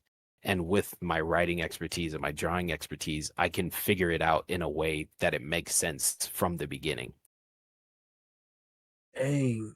I never thought about it that way. I always thought it was like the people kind of had these things written out beforehand, and it's Yeah, yeah. like we're just gonna like snake you all the way through to where we are at the end. But that's cool that, I mean, you really are like the master of the story, of the image, of whatever it is. So, you're able to, yeah, you can pivot on the fly like that. Hmm. Yeah, yeah. And I mean, there's so many artists at Cartoon Network that have probably planned out every single season. But from my experience and talking with showrunners that get into these big lore things, it really is just like, oh, we're dicking around in this area, but we haven't seen this area. What's going on in this area? Oh, this is a cool idea, but how does this fit into the narrative? And then you can get that interesting storyline and that interesting arc of just something. Because I know that, what was the, I hope I'm not wrong on this, but there was like a Toriyama quote when he was making Dragon Ball, where the whole reason that Goku was blonde going Super Saiyan was because he was too lazy to fill in the blacks of his hair. Like, I think he was just gonna have Goku's hair just stand up but still be black, but he was like, well, I'm not gonna fill that in, so I'll just make him blonde. And in now it's like this cultural movement of just being a Super Saiyan, you know? But it Dang. wouldn't have happened if he was too lazy to, if he was actually disciplined to draw the hair in and color the blacks in. I don't think we would have gotten that thing. So having the happy accidents of being human is what makes things super interesting. But I'm also sure that there are people that want to plan every single thing. Like, I'm sure Christopher Nolan has planned every single movie that he's done. I don't think he's left it up to improv, but it's stuff like comics and cartoons where you really can just have fun and find the heart later. Hmm. Yeah. I mean, it seems like there's an overarching theme of like letting go a little bit, like just Yeah. letting the story grow for itself instead of trying to pinpoint every stop you're gonna make along the way. Like just start here and just kind of keep going. Yeah, yeah, absolutely. I mean, I think that's, yeah, I think that's what's going on in my personal life, where I'm like, I don't have all the answers, and I'm not gonna try to have all the answers. It's like a treasure hunt to me now, where I'm just like, I'm gonna keep going the way that I'm going, and if I find something along the way that will like force me to change my course, then that's fine. That's what makes life interesting to me now. But having a 10-20 year plan of planning out exactly where I'm going to be in 2029, that's not possible, because accidents happen. We still live in a world where people will do what they want to do, so stuff can change. And then you never know, I might not like art in a year or so, and I might want to go into something else. So if I have this 10-year plan, like, that's just time wasted. I'd rather just figure that out on the fly. Mm. Yeah. So with your superhero story, you had such a nice premise of like it's a married couple. One of them wants to be a supervillain. One of them is the greatest superhero. And you're like, this is great. But like, Yeah. what was step one? Like, where'd you figure out where to start? You know? Step one was just like, okay, how would they act? Like, what would be the big thing? And I ended up on like, well, and this doesn't show up in the pages, but it was like, oh well, they're obviously gonna fight about this. He was like, why do you want to be a supervillain? Why can't you just be like a superhero like me? And then they'll bicker like that. But ultimately, I ended in like, oh, the husband is like, okay, you can be a supervillain, and I'll help you be that because I'm the greatest superhero. Maybe we can like cover it up, or you can hide your identity. So the first comic was like, okay, what would they do? And the first thing would be like, oh, the supervillain, the wife would probably rob a bank. That's like the classic superhero, supervillain thing where they start with the bank, then they go to the White House and then they take over the world, you know? So it was one of those things where I was like, okay, she's gonna go to a bank. Okay, is she gonna rob the bank? Is she gonna go in? Are there gonna be people waiting for her? Did her husband set this up? And I was like, okay, what's the thing that is funny to me? And it ended with she excitedly runs to the bank. She trips and she breaks all the glass on the window, and she just can't be a supervillain that night. So she has to go home. And then that kind of started with, okay, now that she's going home and she has all this glass in her, the husband's gonna patch her up. And now, okay, now that they patch her up, are they gonna go to bed? Yeah, they'll go to bed, but she still wants to be a supervillain. So she asks the husband, "Can we try again?" They go again. Okay, now it's like a supervillain superhero fight. And then, okay, what am I gonna do? If I'm a supervillain, I usually don't have superpowers. I usually have like a weapon. So okay, what's kind of that? Okay, maybe like a death ray. Supervillains in the 50s and 60s always had like a death ray or a gun that they would use instead of like super strength or any like chemical reactions. So I'll do that. Okay, what's funny about that? Well, maybe she'll accidentally press it because she doesn't know how to turn it on. She'll kill her husband. And that was like the pivotal thing of like, oh, this is where the comic is. She kills the husband, and now she's on track to being the greatest villain of all time. Mm. But now it's like the fun of it is what other antics happen that will bring her that notoriety of being a supervillain. So now that she brought the husband back and it's just a dude, she might just kill the dude, and it might bring back like, well, not bring back. It might start her reputation of like, oh, she's like serious about this, you know. So it's one of Mm. those things where it's like it's fun starting with a small premise and then just asking questions and finding the answer that will make me laugh. That will kind of kickstart the next strip or the next story or the next arc, you know? And that comes Yeah. with every single character that I introduce. Mm. Yeah, and that's cool. You were able to. I like that pivot, like getting from the main like the one liner of the story, like of the comic as a whole, to like the first scenario, and you did it by way of like kind of nodding to like the classics of that like type of story or that type of genre. Like started with like the robbing the bank, and it was like it doesn't have to be. It almost feels like you don't have to reinvent the wheel situation. You know, you just have to Yeah, make like yeah, a I think nice wheel. yeah. I think so cuz I mean there's so many there's only so much that you can make yourself that's super original, but I think just the fact that it's you drawing it will make it different. Like both you and I could make like what like an Adventure Time reboot or like a Powerpuff Girls or regular show reboot, and it would be completely different, but it'll still have the heart of what the story is, or even like superhero comics or detective comics will still have like a main premise, and it can be the cliche like Casablanca style of everything or the Dick Tracy stuff. But because I grew up in California and you grew up in Atlanta, we're gonna have two completely different stories, which that's the appeal to me is I like when like classic things get reimagined in a modern time. Mm. Mm. Yeah. Dang. That's really how it be like being able to own your own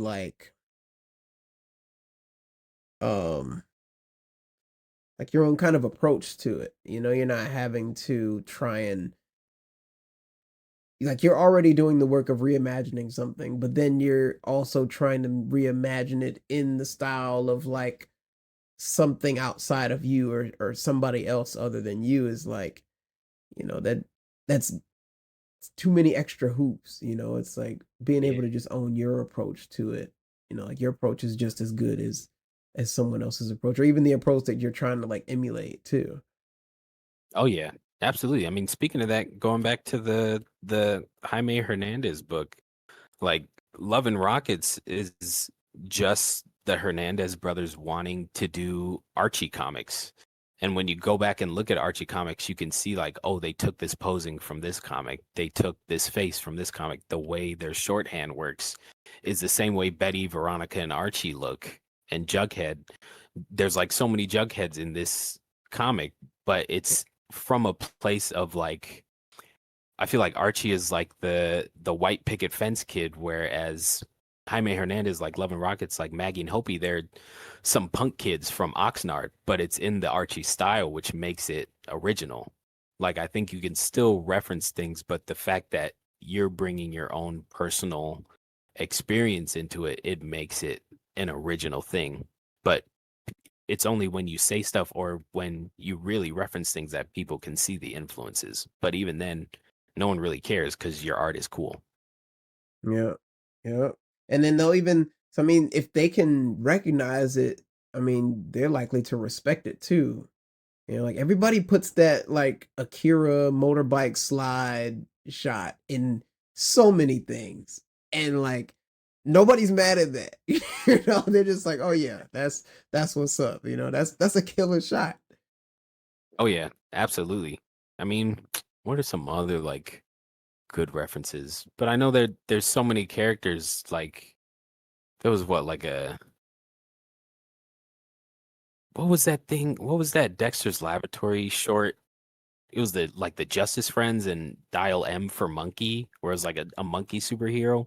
Mm-hmm. That really was just ripping off Jack Kirby, but in the style of Craig McCracken and Gendy Tartakovsky, which made it so original and so fun. Mm. But it was one of these things where I didn't know that it was like a Jack Kirby thing, but now that I read these Jack Kirby comics and like read the Silver Surfer, read Galactus and the Fantastic Four and stuff, I could see all the influences, but I can also see that they're influenced by the early Hanna-Barbera stuff, like the very simple UPA style. And finding that like connection is something that I didn't know I ever wanted, but I love it. It's one of my favorite things. This topic brings me to another cool thing that, or another question even that I have. Um I found out you had a YouTube channel, which is really cool. And Oh, you're you making did? some videos. Yeah. And you got I'm some a good deep stuff on dive. there. Golly. Yeah, I wanna know. I wanna know who I'm interviewing and stuff. And man, you spoke about you spoke about owning your own childhood influences. And I really, really enjoyed that video a lot because that's real. Like it was so real. You made a reference to, I wanted to be inspired by the things everybody was inspired by. Like everybody wanted to be inspired by Ghibli from a young age. Or Yeah. like everybody wanted to be, inspired, like all the popular stuff. And there's nothing wrong with the popular stuff. That's why it's popular. But it was like, I remember being a little kid and like, yeah, like I really wanted to be inspired. Like I wanted to like Smash Melee. Like I wanted to have been inspired by that, but I didn't have a GameCube. So Yeah. I didn't have that, we had an Xbox. I played Blinks the Time Sweeper. I didn't play Smash Melee. So it was like, it was cool to have somebody share that perspective of like that, like owning your unique influences can be what helps you make unique art today. And it's like, just because it wasn't the big popular stuff doesn't mean that there's not powerful things in there, especially if it connected with you when you were younger. And like it could even be seen as an advantage now because you're going to come through with a style that is so different because your ingredients are different. You Yeah. don't have all that stuff in there. But I remember being, there was a time where I'm like, damn, I wish I liked the GameCube controller when I Yeah. play Smash. And like I even went and bought one like as the, like the new joint. It's like It's just this don't hit. This button is too big. This other one's too small. What is the C stick doing? Like, just give me a pro controller, bro. We good. I'm not even. I'm not playing around with this. And but there's nothing wrong with like the places that you came from, and you also spoke about some shows that were really like those hit too, like Shaolin Showdown and Puka. Like people don't watch them shows no more, bro. Like, Yeah. well, especially not no more, but like back then, those were like shows that came on like weird hours, like just Yeah. hours that didn't nobody really watch TV, or like it'd be like super early in the morning or like super late at night. And but those were still really good shows that were really good sources of inspiration, and it made me want to do like a deep dive into like what um what really inspired me growing up, cuz my dad did like he would take me to the game store and stuff, but he was always one where he was like we wouldn't buy games full price unless it was like Christmas or something. Like I'm having to get out the dang $10 bucket of games. Yeah. I played like the first Kirby because it was like $5. And it's like, but that's stuff you can pull from nowadays. I thought that was such a cool sentiment to share.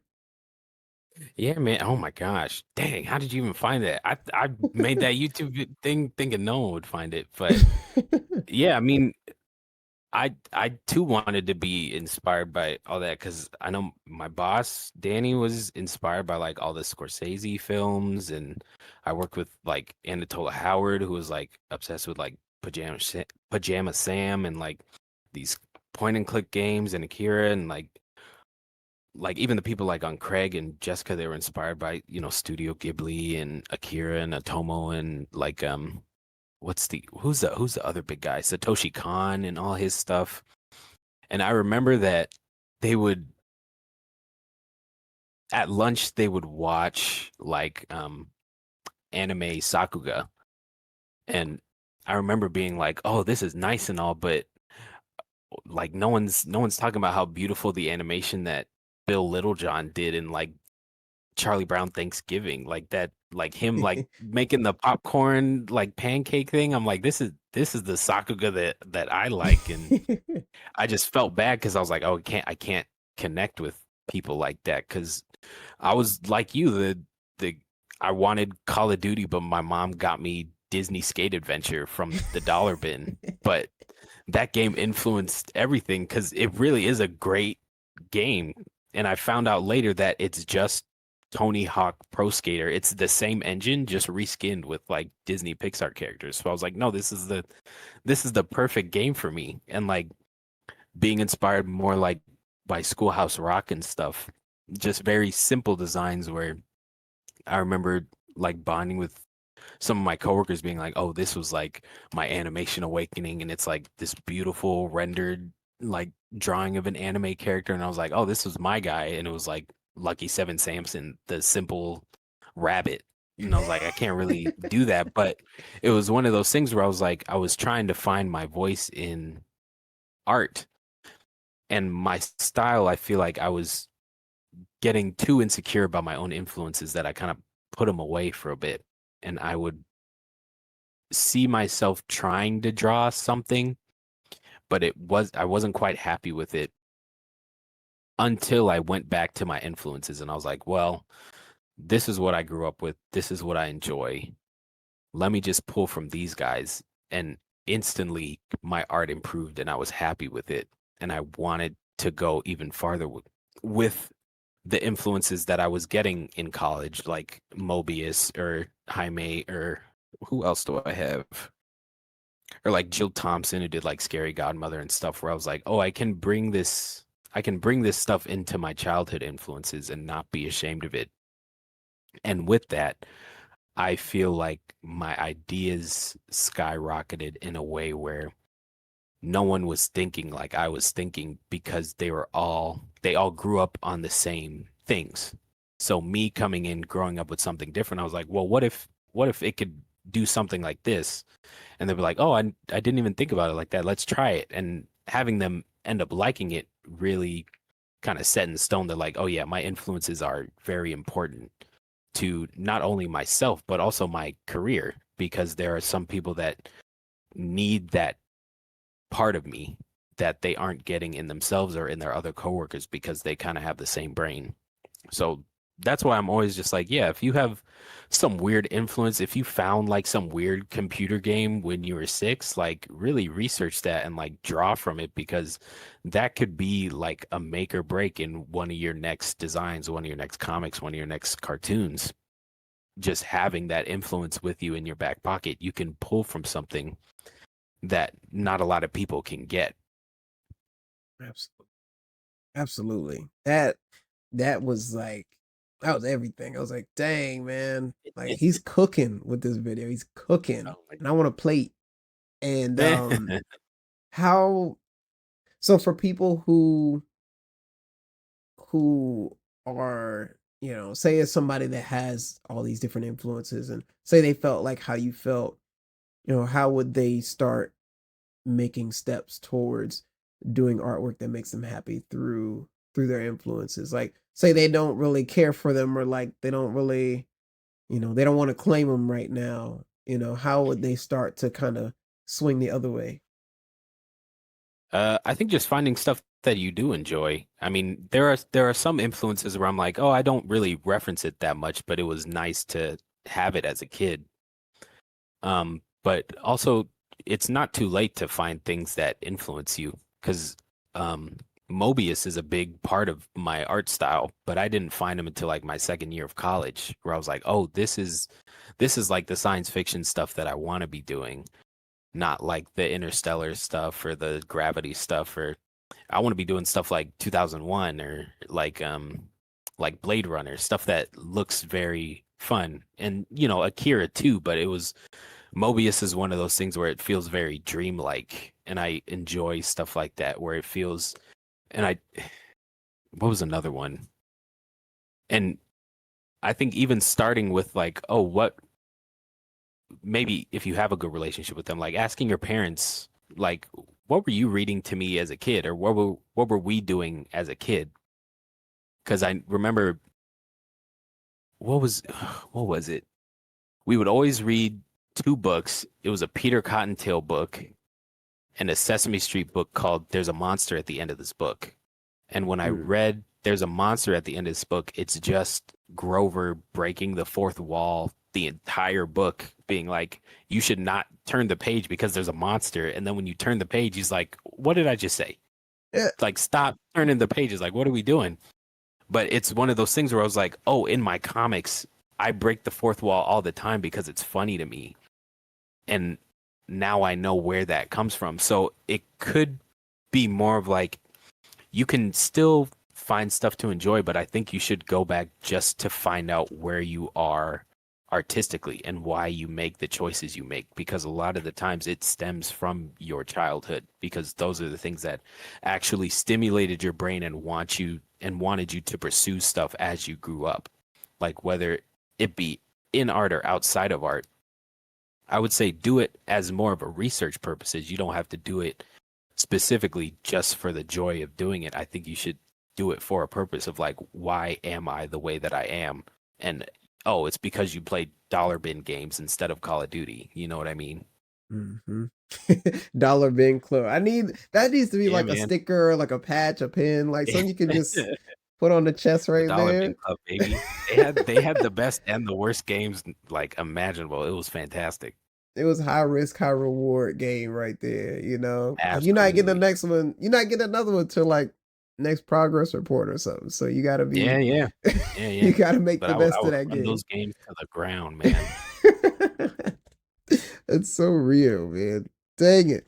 Yeah, that was a cool video, and like I think it's something that a lot of people could benefit from, cuz dang, like some real good stuff, and I think also sometimes there's some gems in there and they just don't it just didn't work out for them and they didn't get the recognition that they truly deserved, you know? Yeah, And it's like, man, people be missing out on some good stuff.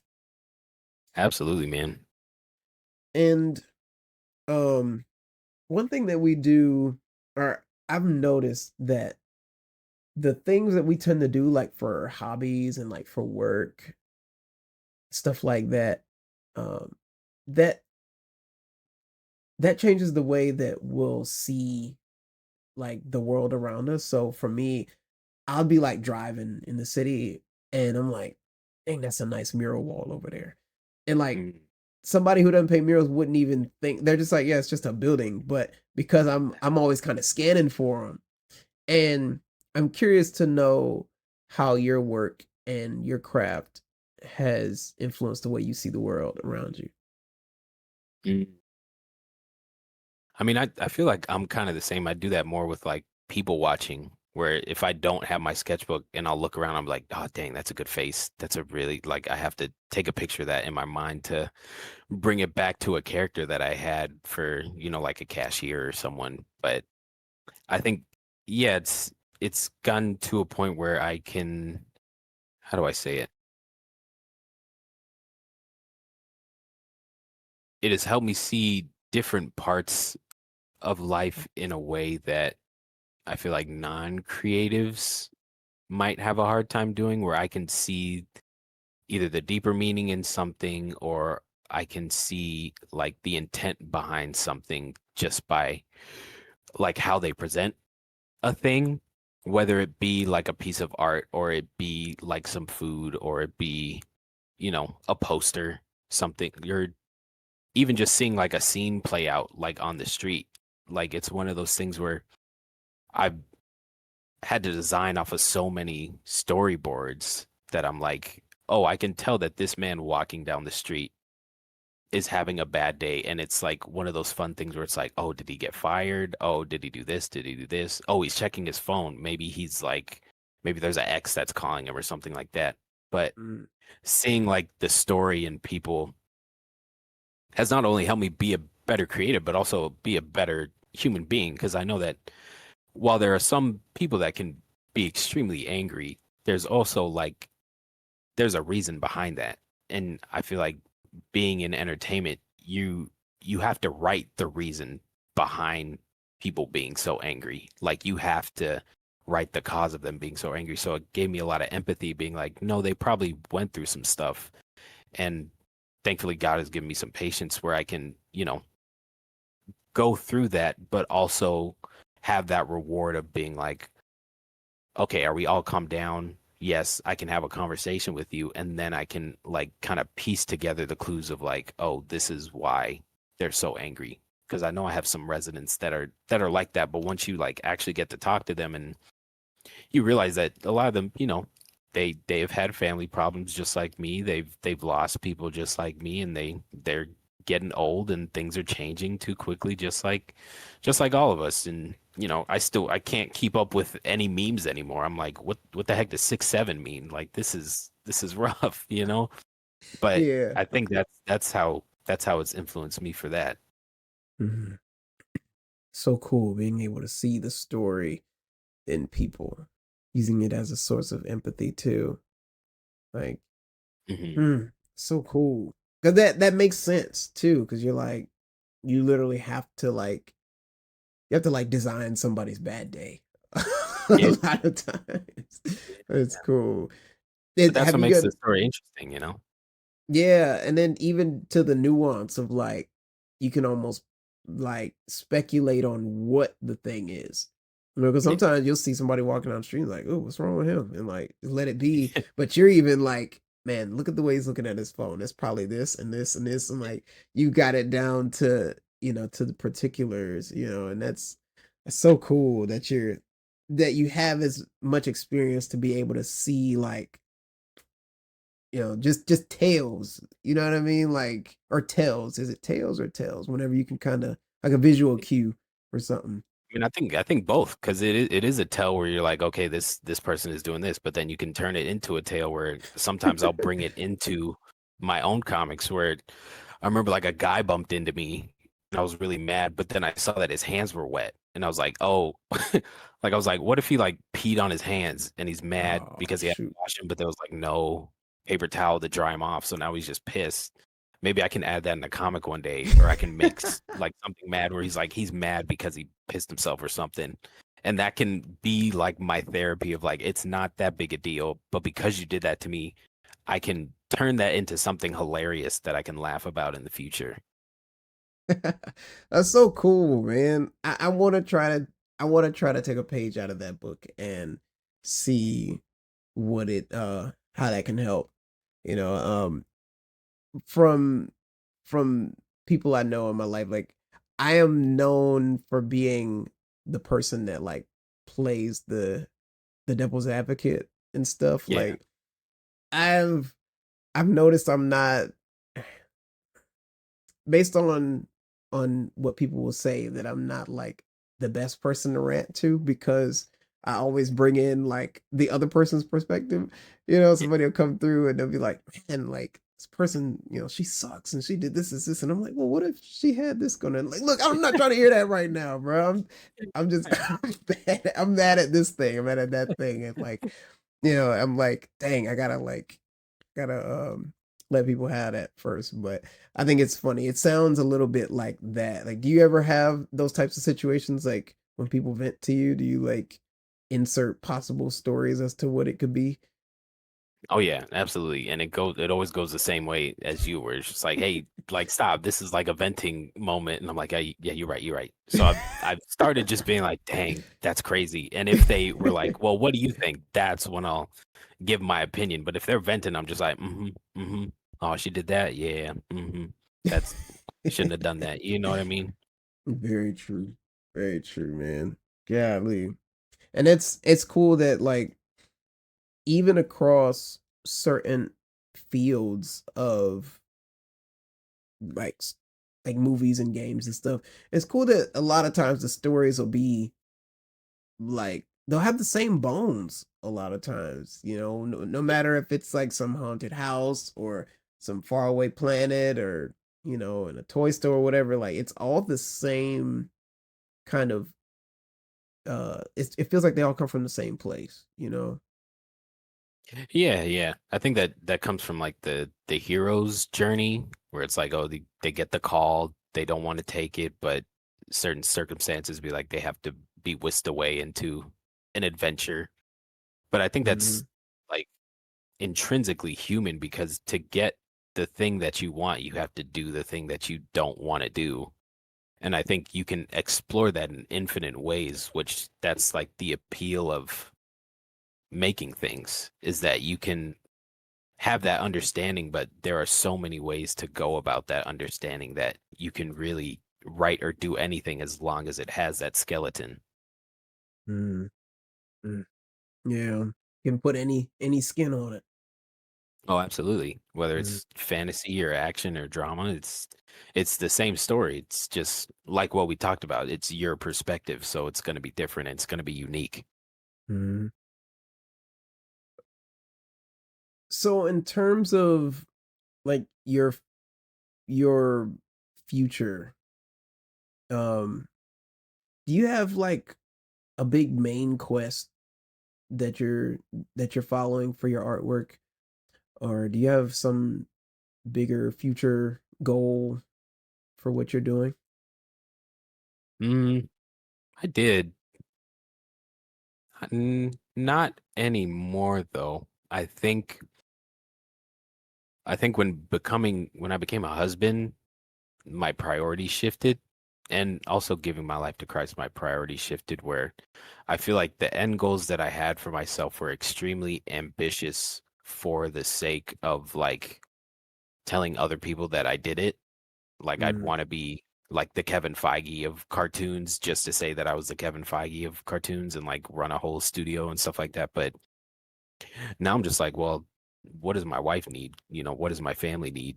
I feel like the biggest goal for me right now is to get my art to a point where I can live a peaceful life financially. I think I think regarding art, I'm content with where I am, but only in a way where I'm like I'm only going to get better. And now it's more how can I how can I make this lucrative in a way where I can still love what I do, but take care of my family? Because I feel like my ambition used to just be about me, but now that I have a family to take care of, it's now like they come first and my art has to take a back seat. And that is not only made me happier, it's made my art a lot better because now I can attack it in a way where I'm improving, but also people are taking notice, which is really nice. And that means, more job stability for me, but also more joy for me to like work the hours that I want to work so I can draw for myself still and still spend time with my family. Yeah. Are you going about this work by way of like, are you building up like your comics and like a brand, or are you working for like companies still? What's the Yeah, approach? yeah, because I'm still working in animation. I'm working on a show called Long Story Short on Netflix for their Mhm. season 2, which just came out on Friday. I'm working on that. I'm still writing the Adventure Time comics and I'm having a lot of fun with Oni Press. But yeah, I'm also, writing scripts to hopefully be able to write in animation and write movies and write in live action and also do my comics so that I can have multiple creative streams where I don't feel too stagnant, but they can also be a way that I can reach more people, whether it be self-publishing, whether it be self-made like indie shorts or indie animation or even just working with companies, different type of companies. But I'm trying to build something where I can be the Swiss Army man that I wanted to be at Cartoon Network, but on a bigger scale and with multiple people in mind, not just one big company. Mm, yeah, I definitely know you got the build for it too, man. Even Yeah. seeing the work and then hearing, the way that you approach problems and the way that you think about things while designing and executing, like it's definitely got that already. I appreciate it, man. What about you? What are Mhm. your big goals? Mm, I think there's hmm, I want to have a way to bring the world and the characters that I have in my head just to a tangible place. I want to be able to make something that people can just love on for years to come. Mm, Like, and I know that's a very classic ambition of like an artist. We're like, oh, I want to make, the next Mickey Mouse. I want to make the next SpongeBob or whatever. But it's I want to make something that that can kind of hit people just over and over and over again. Like if you watch your favorite anime, like I'll go and yeah. watch I'll go and watch Avatar, The Last Airbender. I've watched that show like 3, 4 times over. And like Uh, if somebody wanted to, I would watch it a fifth time because it's just that good. Is it the biggest show in the world? No. But is it an Yeah. amazing show? Absolutely. And like if I can make something like that that people can, because I feel like people will love that show for, for years and years. And that's something that I'm trying to put together. Mm, Um and then even I have, because of all the street art that I do, I meet a lot of people who are in that world. And there's a guy there. His name is Persway, and he's an amazing street artist. And he has these characters that he's branded his murals and just his career off of. He has this one character called Bunny Kitty, and mm. and she has like these friends, and they all have these different names, and he puts them all in his murals, and he's made this book about them, and he's made like plushies and hats and all this stuff, and people just love it. They buy it up, and they cherish this character. And I want to try to do something along those lines as well, where like not only is it something that people can maybe watch or maybe read, I'm not too sure about the format of how I want to put it out, but something that's also integrated like into their cities. And like if I can go and paint murals that have these characters out there, or like also merchandising it in a way where like people can have these things if they don't want to buy a wall or like if they don't, they've watched the show so many times, but they want to be able to like have something else to connect with, just Yeah. being able to put it out like on a bigger scale, and tell a story that can kind of hit and influence people like how a lot of these shows did for me. So yeah, I've been in like that storytelling, character designing bag, but not so much to try and get into a studio anymore. That was such a Yeah. big goal of mine, was like, I want to get into a studio. I want to be a character designer. I want to do this, but I just want to design character for the sake of like being able to tell the story I want to tell and like reach the people I want to reach. Yeah, for sure. Mhm. Yeah, I think the nice part about living in the time that we're in is that you don't have to rely so much on a studio system anymore, especially with like Kickstarter and different crowdfundings and even like monetization things where if you could find a way to do it, you could live off your art just by yourself. I know Worthy Kids, he gets enough every month to pay rent and still like have fun and do what he wants to do. And he's just making silly little cartoons every couple months, which is really cool. And I Mhm. think that it seems it's interesting. And I really want more people to do that because I know that there are some people that are in the studio system that really just want to make their own stuff, but don't really have the outlet to do that. So I think it's nice that there is at least an option to go away from the studio system and make stuff that you want to make. Absolutely. Man, this right here is Yeah, what solidified that idea for me, yeah, because like it was because Ty, I mean, Ty is a beast, and he worked on Craig, and yeah. then He's like, on another plane. yeah, and then like after after he came out of that show, then he's like, I want to do this thing, and then like a few months later it's in your hand, and you're like, Yeah, that just, it was like a light bulb, like a snap moment of like, I could really do I could really do anything. Like, it's possible. And of course you have to do it like responsibly. You shouldn't like yeah, spend your last dime trying to make a comic, that's like, um or just, you want to be able to like still eat and like survive along the way. But all in the meantime, like you can literally pursue and create whatever thing you want to, like objectively. Is it going to be difficult sometimes? Yes. Will it, yeah, are you going to know how to do every single part? No. Are you going to need help? Probably, but it's possible. And yeah, I think there's a level of like exposure, I think, that people should have to stuff like that, because I know for a long time I thought that was the only way. Like, the yeah, I have to kind of get into the studio and then get good enough there to have somebody trust me with my own thing, and then that's how I can get it going. But like, it's that kind of flow is shifting now. Like, it's not always the case anymore. Like, I think people are really loving indie projects, indie studios, indie games, indie, shows, everything. yeah, yeah. It seems like there's a lot of people that have a lot of stuff to say, and the studio system won't let you say it because it's not marketable for the world.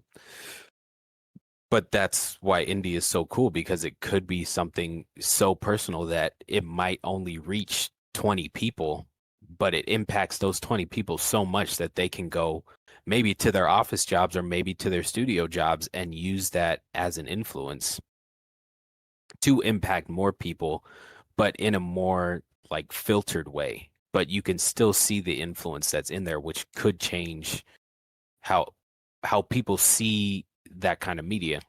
I just keep thinking about Spider-Verse, how even though Alberto Mielgo didn't end up directing it, like his art direction and art style influence animation so much that now the studio style for every single studio is we're gonna animate on twos now. We're gonna make it look as hand drawn as we possibly can, but that wouldn't have happened if you had someone that would just go far into that hand drawn direction that it was kind of scaring the studios. You know what I mean? Yeah. Not to say that no one else did all the hard work to achieve it. I think it takes a village to make a movie, but it's one of those things where indie will give you that creative freedom to go as far in a direction as you possibly can. And later down the line, people will be influenced by it, but not be able to reach that height that you got to. But in that, it'll be something new that is completely that will still be personal, but it will be them and it will be their influence. Absolutely. It's very it makes me excited for like what's to come, especially like as a consumer, being able to just look forward to all these different things, like whether it's coming out on like Netflix or just like books you'll see in the stores, games you'll see on Steam. It's all these people just doing like just new stuff, cool stuff, Yeah, you know? they're just doing their thing. Yeah. It's like, dang, dang, that's so cool. Yeah, Mm. man, it's exciting. I'm very excited to see more of the indie stuff, especially like the indie animation pop up because there's a lot of people that are cooking some really cool stuff. Hmm. Mm. Man, um, what do you think we've missed in the conversation? Hmm.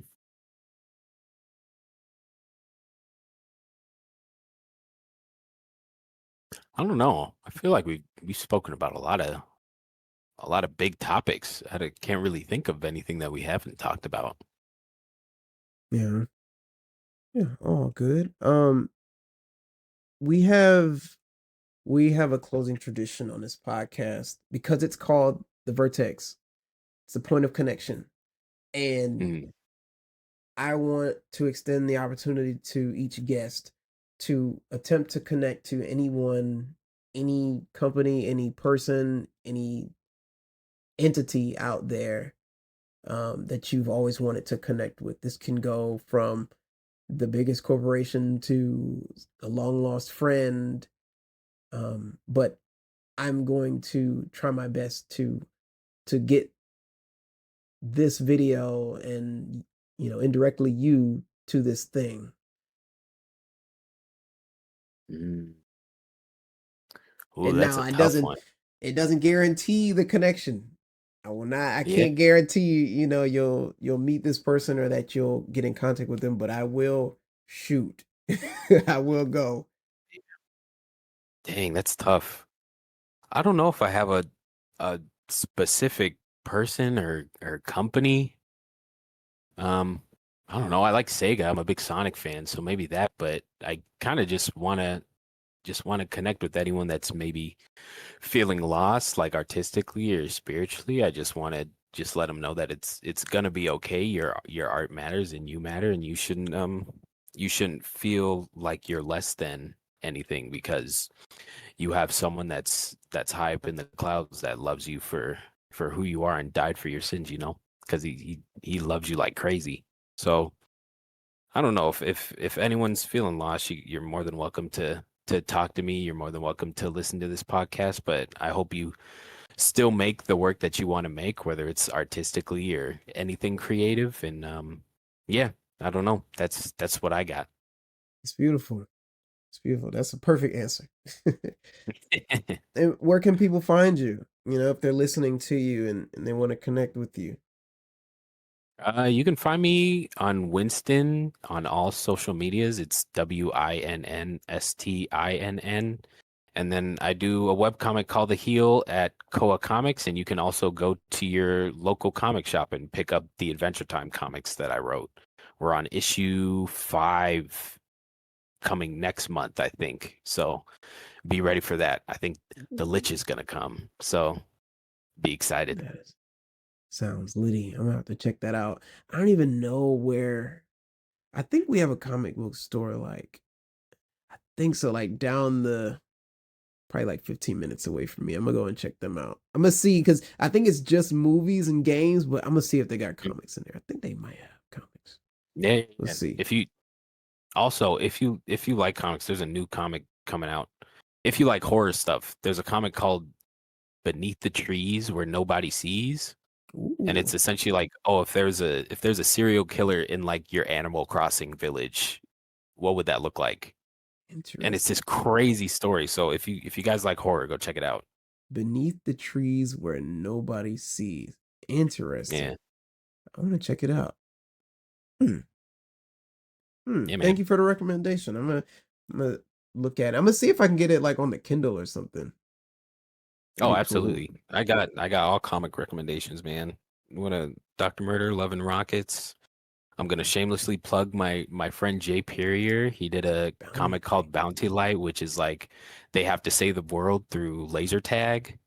And one of my Interesting. favorite like Mobius books is 40 Days in the Desert. I think this was like a sketchbook that he had when he stopped smoking weed. So he was drawing all these like crazy illustrations with just pen and ink. But there's some good comics out there. Just sometimes you have to go to like the dollar bin and just check them out, you know?